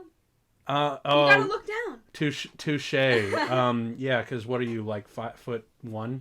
5 foot nothing. Yeah. Same height as Queen Victoria. Fun fact. Oh, the King's Head. I also did you? I don't know if you know that, but the portrait of the king on top of that's actually a portrait of Simon Pegg. Oh yeah. Yeah. I did notice that. And as a matter of fact, the bar there's the machine shows up in several bars. The machine might show up in every bar. No, it doesn't show up in every bar. The mermaid definitely not. It doesn't show up in every bar, but they definitely show up in several of the bars. Everyone. But in this case, when the King's Head, they saw that portrait. They're like, this is awesome. We want to keep it. And they actually changed the name of their bar to the King's Head. Oh, that's fun. Yes. And then the sign in this bar says everyone has a place that makes them happy. Oh, that's... really sad. Yes, it is. Oh, that's... And I also really... I know I missed it earlier, but I really love that we have to get to the beast, but we have to go through... Oh, I don't fucking believe this. Number 10. Like, God damn it. But Gary, I think you've had enough now. You've literally had 10 pints. Just let it go, okay? Yeah, so close, but just no, don't do it. Well, everybody has to work towards something, and for some people, that thing is just such a nothing thing. Yeah, but... But Gary has one goal before he dies. It's the stupidest fucking thing. Don't do it. Please don't do it. Damn it. And just like you said before, he's fucking tied. He's just... He can't let Gary go. I love this chase sequence. Yes, and that's still, and this is the point where I'm like, how are you running? You have literally just had 10 pints, and you've had the fuck beaten out of you time and again. I feel like how are you running? Argument between Edgar Wright and the directors or something, because realistically, like if I were Edgar Wright, I'd be pushing for him to be puking this whole time. Yes, to be flying back and hitting the blanks in the face. Also, how is he dodging them nonetheless? Like, I think he just bump into them and knock them over. Oh, he should have, because the way he moved, he was just like, you know, moving through in and out like a pro, but I just wish he would just like, almost stubbornly bash his way through, or just like tackle him like this. But yeah, I'm still like, how are you guys running? Also, doing a somersault after 5 shots. How? Andy's a big guy. Well, that's true, and he has not had enough as the amount as Gary has. But still, you're just like, how? Yeah. David Beckham. He's had plenty of drinks too, and he definitely hasn't had as much like carbs, like beer. He's had mostly shots and then maybe like 3 beers. So yeah. Less likelihood of, I guess. He was still pretty drunk. I mean, he did stumble out of the one bar. Was just fuck it, and then he stumbles out and breaks the window. But chug. Fights him up with an umbrella. Chug. And then of course 10 in the last now we have an actual hole in the wall, which I love. All in all, it's just another brick in the wall. And I love this shit. Another pub in the mile. Okay. 11 a.m. There was an 11 in that one. Son of a bitch! I don't think I saw a 10 in the King's Head, though. There might have been. It would have been very hidden. It wasn't easy on the it would have wall. gone by literally for like half a frame. It might have been on the outside of the building. Either that or was in there for literally 1 frame. Which I know Edgar Wright does. Like he said with the 9 was hard to see. Well, I mean, like the zombie party gag in Hot Fuzz, that's in there for literally just a frame. Mm-hmm. Chuck the map, and then here we have the marmalade sandwich. And I was getting to the point where I was reading the polls on the beer. Wait, and then yes, again, so sexy and completely subverted. Boom! Oh my god. Cheers, motherfucker. That's so badass. And then this is probably one of my favorite shots. Look at that glorious beer. Number 12. Even just like down to the... Come on, man. Join our club. Yes, it even has the join our club, which is another recurring thing. And also the step back in time needle drop. Oh, that one was awesome. The Kylie Minogue song. I think there's a 12 a.m. behind us too. Yep. Well, no, I think the 12 was the number 12 beer when he opened the door. Well, that was there. I think there's also a sign. But there probably is. I have to blink again because it was in there for half a blurry frame. You're really just gonna go back and rewatch this movie as soon as this podcast is over and just like take screenshots of because that's a new thing I discovered in this walkthrough. Yes. And we really do. We discover new things every time. It really is uncanny. Only when I'm like only passively watching and not or just have it in the background or whatever. Because this is like one of our comfort movies, right? Yeah. But when I'm like actively watching it, I'm always discovering new things about it. I can not think of a whole lot of other movies that do that to me, and I really wish that there were more people who do that. Because it's so much fun to revisit movies and find these wonderful things. And this is where shit gets really heavy, dude. Mm-hmm. Like. Oh, do you really think that these two characters should be that's together? My favorite line. I punched my wedding out of a robot dummy. Do you really think these characters should actually be together, though? No, but I feel like they've learned a lot by coming back together and sharing their experiences because they've held on to so much from the past. I think Gary has idealized the past as this, perfect moment, the peak of his existence, and Andy's repressing it and trying to forget it. So I think them both confronting the harsh reality. Oh, and that's the harshest of the realities right there, dude. Yeah. We'll let them walk away with just a better sense of... Yeah, because Gary stops drinking, Andy starts drinking again. Yeah. They don't view the past as... Because sometimes when you've been through a phase, whether it's traumatic or even just cringy, you try to push that part of yourself down and say, I'm not going to be that person that I was in high school. Mm-hmm. And that's what Andy's doing. Yeah. Through the beginning of the film is he doesn't want to see people. He doesn't want to ever drink again. There needs to be some kind of medium ground, and that's what they learn from each other. Because they really are. This is the most extreme polar opposites that these two have played against each other. Because, Sean and Ed were, both kind of lazy. One was just, one actually kind of gave a shit, and the other one did not.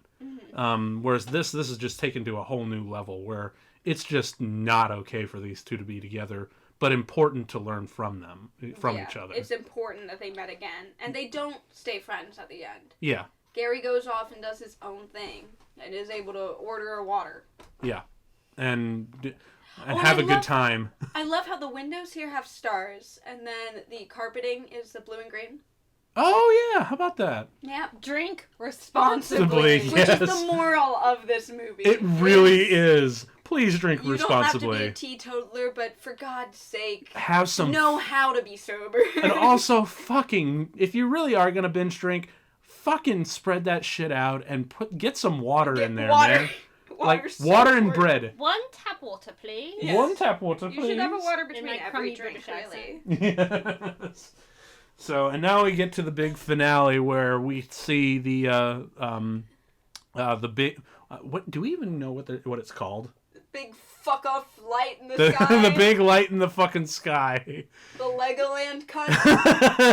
I love all the insults that he throws at him. Fuck off back to Legoland. But actually, I even like how they're just loosely parodying how technology is advanced and whatnot. Mm-hmm. Like, I can actually, you know what? I actually wouldn't mind seeing a little bit more of what these guys are like. Oh, and you know how super creepy? What's really ingenious? I don't know who this voice actor is, but whoever it is, it's kind of perfect because it takes a while for you to realize that they're all speaking in the same voice. Yeah. Like, you really think that they're just like, it's the actors with their own voices, just with a different tone. But then you realize, oh wait, no, it's not. It's not their voices. Like, it's this weird, like they're both talking at the same time, but with the guy. Yeah, you really don't. When you listen to it, it feels right because it's a very male. But when this happens, you're like, oh wait, were they all the same voice? Mm-hmm. And they totally were, which is weird. 'Cause I guess you know what I guess what I'm trying to say is, all British men sound exactly the same. I look in the mirror, and he stares back at me. And then there's... I'm cute! Oh my god! I know, he's so precious. Cute! But yeah, I guess what I'm trying to say is all British men sound exactly the same, and I would not notice if you swap their voices. Because I honestly, first time I watched that, I totally didn't notice that. But of course now, that's the thing. Who's that kid who plays Baby Gary? Pretty. I'm not entirely sure. Hey, let me look it up. Yeah, blonde beard, I'm cheating because I don't do my hair. research or whatever. His name's Thomas Law. Thomas Law. Apparently he's also on a BBC soap opera called EastEnders. Oh, I know what the EastEnders are. Yeah, so there's that little bit. I could not imagine being in a soap opera fandom. No. Like, imagine your show just went on for 60 years. How would you survive? Now, is that the reaction you would give if you were presented your younger self? You would just, like, kill it? No, it'd be so cute. I mean, would you want to be replaced by that thing, though? Well, if it was a choice between me and it, yeah, and I was being replaced and I was being killed, then yeah, I would have to kill it. But if it was just about me being the only one of me, I wouldn't mind if a clone who had, like, equal claim to my identity existed. I don't try to think too hard about identity and whatever. So if somebody, like, quantum cloned me and we didn't know who was the original and who was the clone, I guess, I'm not a philosophy major. I don't give a fuck. I just really like the fact that, when he punches Maybe we'd make out. I expected Gary King to make out. with himself. Yeah. That would make sense because he's really narcissistic. I just like the fact that he kills his younger self almost as, like, this weird symbol. Poetic. Yeah. Letting go of... And then, of course, this whole thing where it finds out that we are, like, the least civilized of the entire galaxy. I believe that. Because one of my favorite Calvin and Hobbes quotes... And I like how the aliens are nice enough to use infographics yeah. Thank you. to help us understand. But one of my favorite Calvin and Hobbes quotes is, sometimes I think that the surest sign that intelligent life exists elsewhere in the universe is the fact that none of it has tried to contact us. So, and I love this too. To err is human, so... 3 drunk men. And it's the bit I tell you about before. Yes, the 3 amigos. 3 musketeers. Because 2 died, we still have 3. I love that shit. That's great. It's only the fucking 3 musketeers. Finally got the number right. Yes, indeed. It only took for 2 of their friends to just die. Oh, and I also really love that, human beings are it's just so fucked up that they've been having experiencing trouble with integrating them.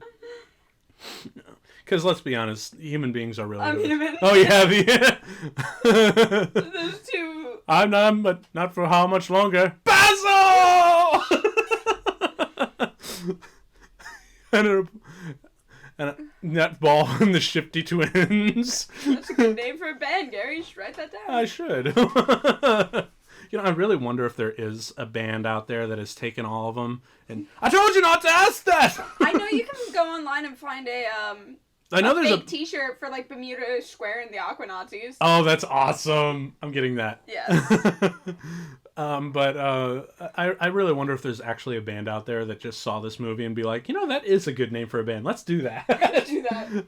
Because you know what? There's so many independent bands. Who knows if there is? And the goal would be for Edgar Wright in the future, when he's making his next movie, to use a song from Bermuda Rhombus and the Aquanauts. Yes, just like, oh my god, there's so totally a band that was inspired by the piece of shit name that I put in my movie. Great, can I use one of your songs? There's more than one Gary King. I know what I fucking said. They're just turning into such children. I love it. The Earth is the Gary King of the universe. Yes. Fuck off back to Legoland, you cunts. It's one of my favorite things. Stop bucking us, man. It's a galactic arseholes. I'm so angry. I don't know why such childish antics make me laugh. Maybe it's just because I'm a child at heart or whatever. Oh, yeah. Oh, and then of course there's this. We want to be free to do what we want to do. We want to get loaded. We want to have a good time. And that's really all like people you and I want to do. We just want to be free, have a good time, and get loaded. Yeah. Yeah, good times. You'll be left to your own devices. Really? Yeah. Fuck it. I love that. Just fuck it. I love hearing like this intergalactic, like, wise mind be like, just fuck it. Because they just know that they're just literally that bad of an influence. I love it. You just gotta leave disaster people alone. Yeah, pretty much. Like Gary King self-destruct. Like Gary King be Gary King. Yeah, pretty much. Although I really wonder why, them just leaving suddenly somehow triggers like an explosion, a meltdown thing. I mean, you'd think that just like the power would fall off. Oh, also, it was really in there for just like half a second, but did you see that one where it fell on the head and you see it bust open? Oh, yes. That was O-Man, which makes it the same injury it does, so it's all the more recognizable later. Because it comes back again. Yes. And they break him again. Yeah, so that so for people that would probably complain like, why is he like that again? He got repaired. They showed it. It was in there for like half a second, but it was there. And this is literally the percentage of the planet just like you assholes fucked it up. I love how he runs away. I love that actor. I mean, just yeah, he just kind of plays a crabby old man, but it's a fun crabby old man. Yeah, well, I think Edgar Wright was watching him play Albus Finch, and saw him that one great scene in I think it was Harry Potter 4, where he runs into the Great Hall in this really awkward run. And then he whispers something to Dumbledore, he nods, and then he runs awkwardly back. And Edgar Wright's like, can you do that again? Because that was really funny. Someone on the internet, I will not say which site because I forget, said, like, Albus Dumbledore, an all-powerful wizard, employs a magical person who can't do magic, a squib, to do all the manual labor. Oh, that's shitty! Yeah! It's that's like, shitty! I get employ the squib, but you leave the non-magical person do manual labor. To do all the manual labor. And I guess. Okay, I get why he was so crabby, that character. Well, yeah, now you understand why the Krabby was so character, but honestly, you really have to think about... Like, imagine if you spent, like, 20 minutes cleaning, like, a bathroom, and then somebody came in and spilled something, and you're like, I just spent 20 minutes cleaning that. Slime! I don't have magic, you shits! And then that kid just went, oh, don't worry about it. And cleaned it all up instantly. And he's like, after fuck you. Just you. Spent, like, 40 fucking minutes. Yeah. Well, honestly, I think the argument is that he because he's a squib, he's having a hard time getting hired anywhere else. Yeah. So Dumbledore just took pity on him. And plus, when you get to live in a castle, that's kind of a good gig. I'd take that. Not if you're cleaning the castle. You know how dirty, like, stone buildings get. That's You know fair. how dirty Been to the teenagers get? I guess that's Oh my god, do you know the limits of magical masturbation? Because you don't want to. And plus it's Hogwarts too, so you got like giant spider eggs, snake slime, Oh giant my snake God. skin, Yeah. just random Imagine trolls finding coming in. Like a spider egg sac the size of your head and being like, Done. Yeah. Well, see, now the thing about the World's End is, oh, yeah. So now they've finally gone to. So yeah, we're now at the very end of the movie where. they literally paint the town red. Yep. And I they really just love. sit up on the I stage even now. love how they lit the whole set as red. Like they did. They just didn't, put the whole place on fire, but they literally even put these obviously very tinted colors, lights around to give it that red look for the apocalypse. Yeah, and I also love how it's the exact same hill where Gary was like, "This is the beginning of my life right here," and of course this is. It seems very fitting that this is where those two reconcile and just kind of have one last moment together before they part. Oh, yeah. Yeah. He destroyed his younger self. He destroyed Newton Haven. Now this is the part where a lot of people have. destroyed his entire past. Yeah, this is the part where a lot of people have some issues with the movie. Like, they just tell you sort of what happens and not really show anything, which I guess can be improved on. I mean, what do you think? I think that the main story is the main story, and they have... You have your intro explanation and you have your exit explanation. I love how there's two different lenses.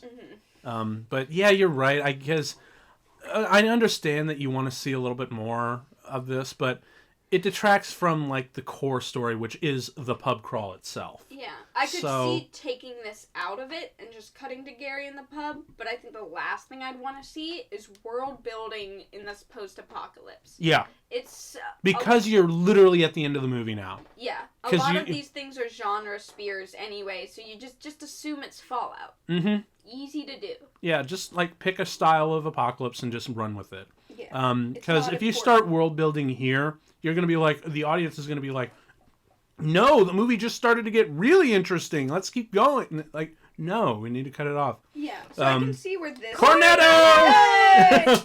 I can see where this ending wouldn't be very satisfying to people, but if anything, I would change it by having less instead of more.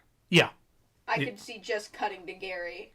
If you had to, I suppose, but I still kind of want to hear... Well, I want to hear the closure to all these characters, because we've spent a good time with them and we kind of like them, I especially like Andy's character. He's probably my favorite out of all three of the characters in each of these movies.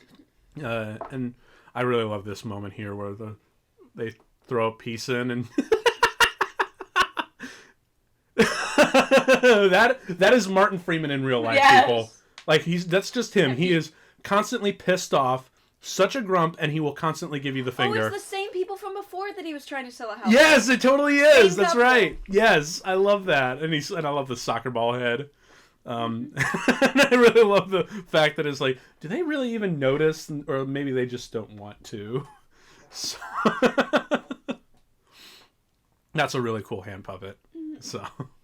But I just really love that. And of course, Sam and Steve got together in the end. That's nice. Even though we did see that coming, totally. But that is a really nice shack. I want to live there. That'd Yes. be nice. That would be nice. It's and of course then we have to hear about Gary. Because, yeah. I wonder where Gary would go from here. I think one of the interesting things is he stopped drinking, but he's also held on to his old friends in that memory. Like, he adopts his crew. Yes. And travels around with them. So in a way, he hasn't completely moved on. Yeah. So it's harder to read the moral. But these guys are going to go on adventures. Yeah. And he's going to become an urban legend. I fucking love the sword. I like how one has a guitar. That's Stevie Prince. Yes, Yeah. of course. He got his guitar back. I bet he sold drugs to buy the guitar.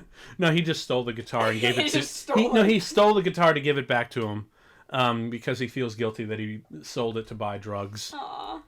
And I also human. Oh, those same creepy twins again. Yeah, I don't think it was. No, wait, no. It is the same creepy twins, but the ones that appear in all 3 films. Yes. That's awesome. Yes. I love that. Not the same as the twins from Two-Headed Dog. No. But that's cool. I love it, and I love how Mad Max meets Western.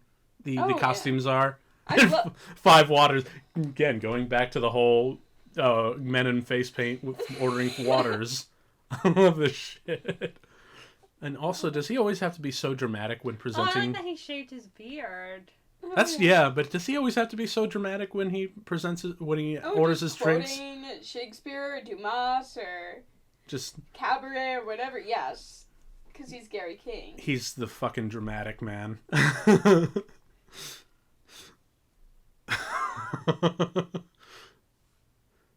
I kind of want to watch that bar fight, honestly, because I want to see what happens. I want to see if he does get his drink.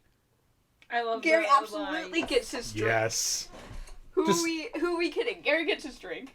Yeah, he probably does. Although, and that's the end of the movie. Written by Simon Pegg and Edgar Wright. Yeah. Right. I love the aesthetic of that post-apocalypse. Same Pretty here. nice. So, now, would you want to see because I know we talked about this is already a trilogy in and of itself, but would you want to see a sequel to any of these?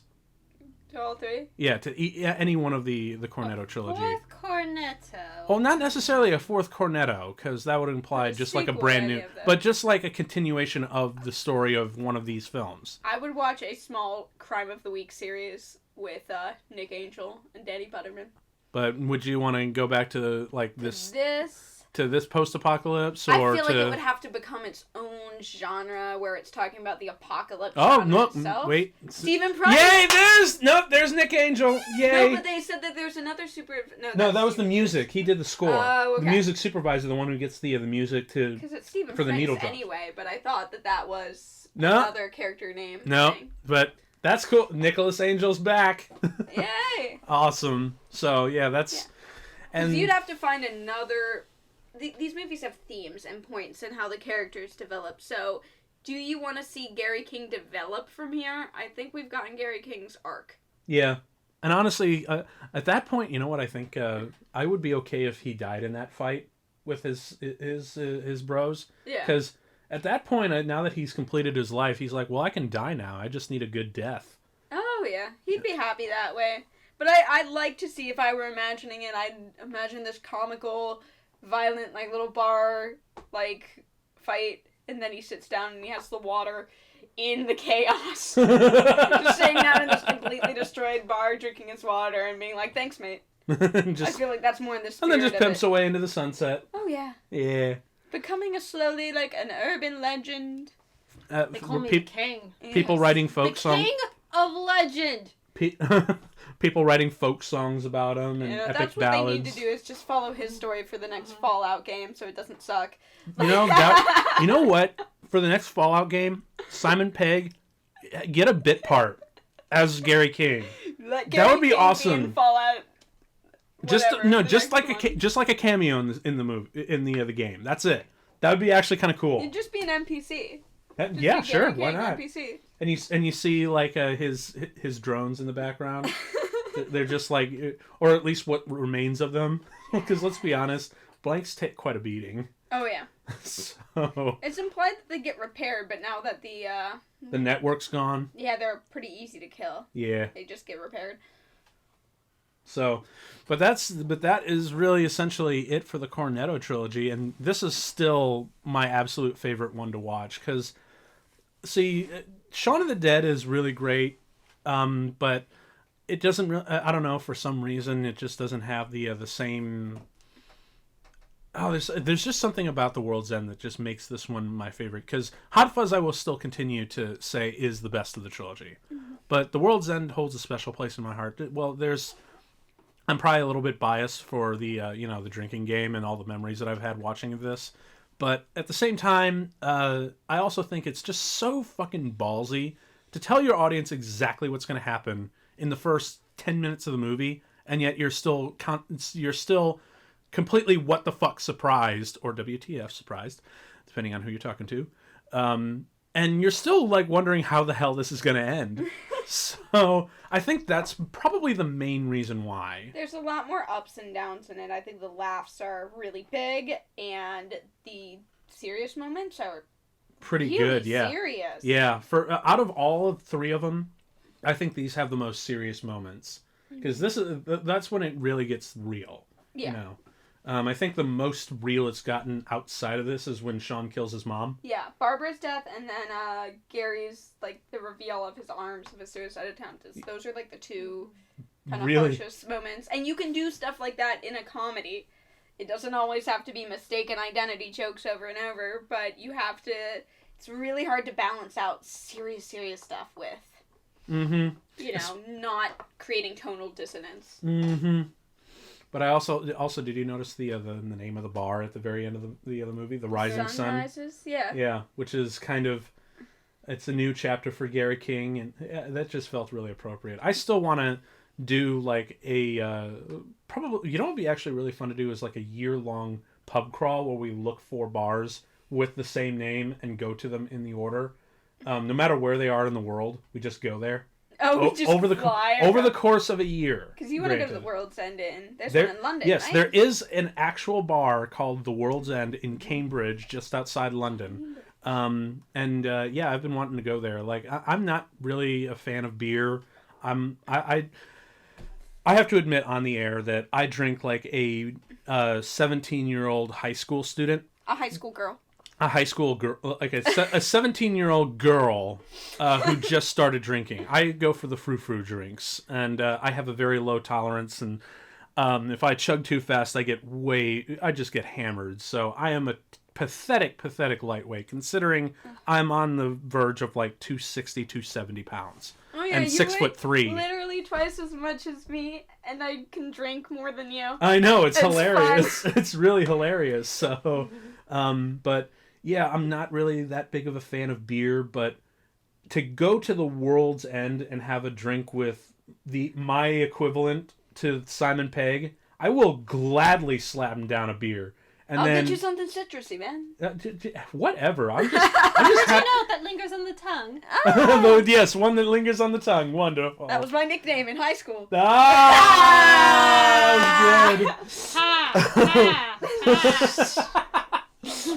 But yeah, I would love to go to the World's End bar in Cambridge and slap down a really good, authentic beer pint. Because also, let's face it, the English have much better pints than they do here in America. Like as far as beers go, is from what I'm saying. Well, you can track down good beers if you know how to look for them. Well, I mean, in general, if you order Bud Light every time, you're going to be disappointed. Well, that's what I mean. It's like, generally speaking, most English pubs, they have a much better beer selection than we do here in America. Generally speaking, at least that's what I've been told. I wouldn't know because I drink at home, and we've got a good enough craft brewery scene around here that you can go to the Kroger and pick up a good selection. I can pick up a great selection of craft beer. And then especially in Cincinnati, I'm going to fight you on this, as I like a lot of our breweries. Maybe the average bar in average America, but I don't know. I don't go to normal bars. I go to bars that make the beer, so. Well, either way, I will gladly slam down a beer in the World's End. Even to the point where I get hammered, so that way in the morning I can try Edgar Wright's hangover cure, the Cornetto ice cream. Yeah, yes, especially if we go to the UK, because Cornetto's delicious. Yeah, that's literally one of the main reasons why I want to go to London, is simply to try the Cornetto ice cream, because god damn it, I crave one so fucking bad. The closest that we have here are the drumsticks. Oh yeah. Yeah. And those aren't. They just make better ice cream there. They do. Yeah. Well, I mean, you mentioned it was like mostly because of their dairy, right? That's what I thought. I thought it was just good ice cream.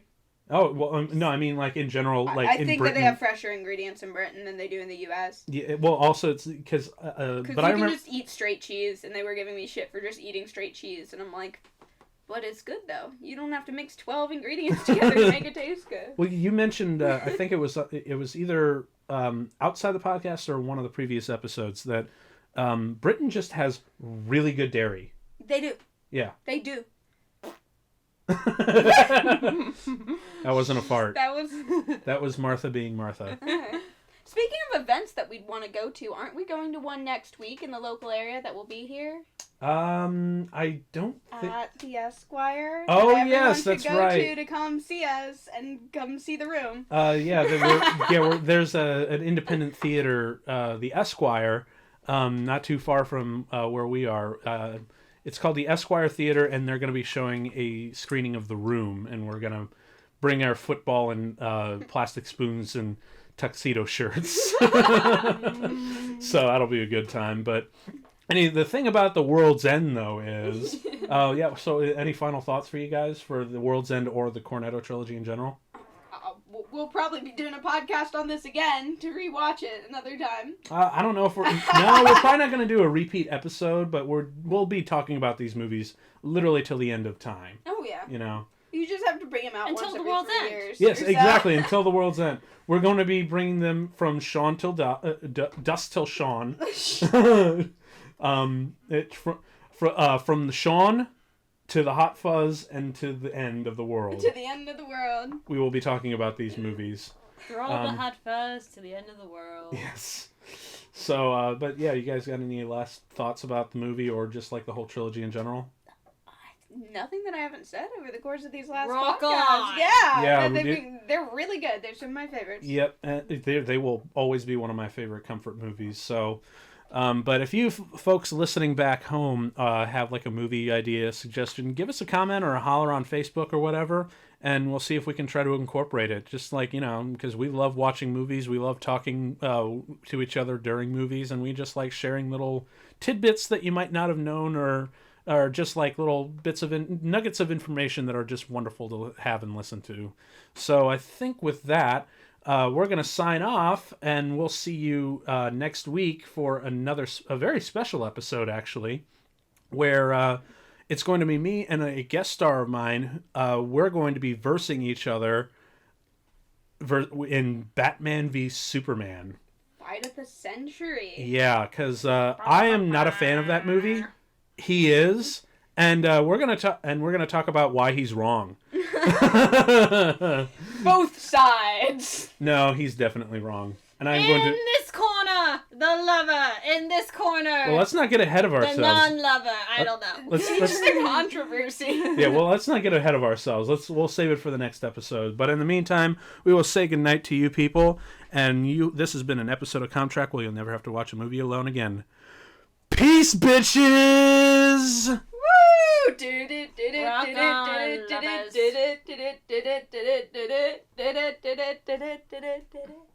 Are you done? Yes. You sure? I'm free to do what I want. Any old time. Comtrack is hosted by Tim, Hannah, and me, Martha, and was originally created by Tim Lifeheight. If you have any questions or suggestions for a future show, leave us a comment or reach us at comtrack.podcast@gmail.com. Like and subscribe on our YouTube channel and follow us on our Facebook, Instagram, and Twitter page. This has been an episode of Comtrack where you'll never have to watch a movie alone again. Thank you and good night.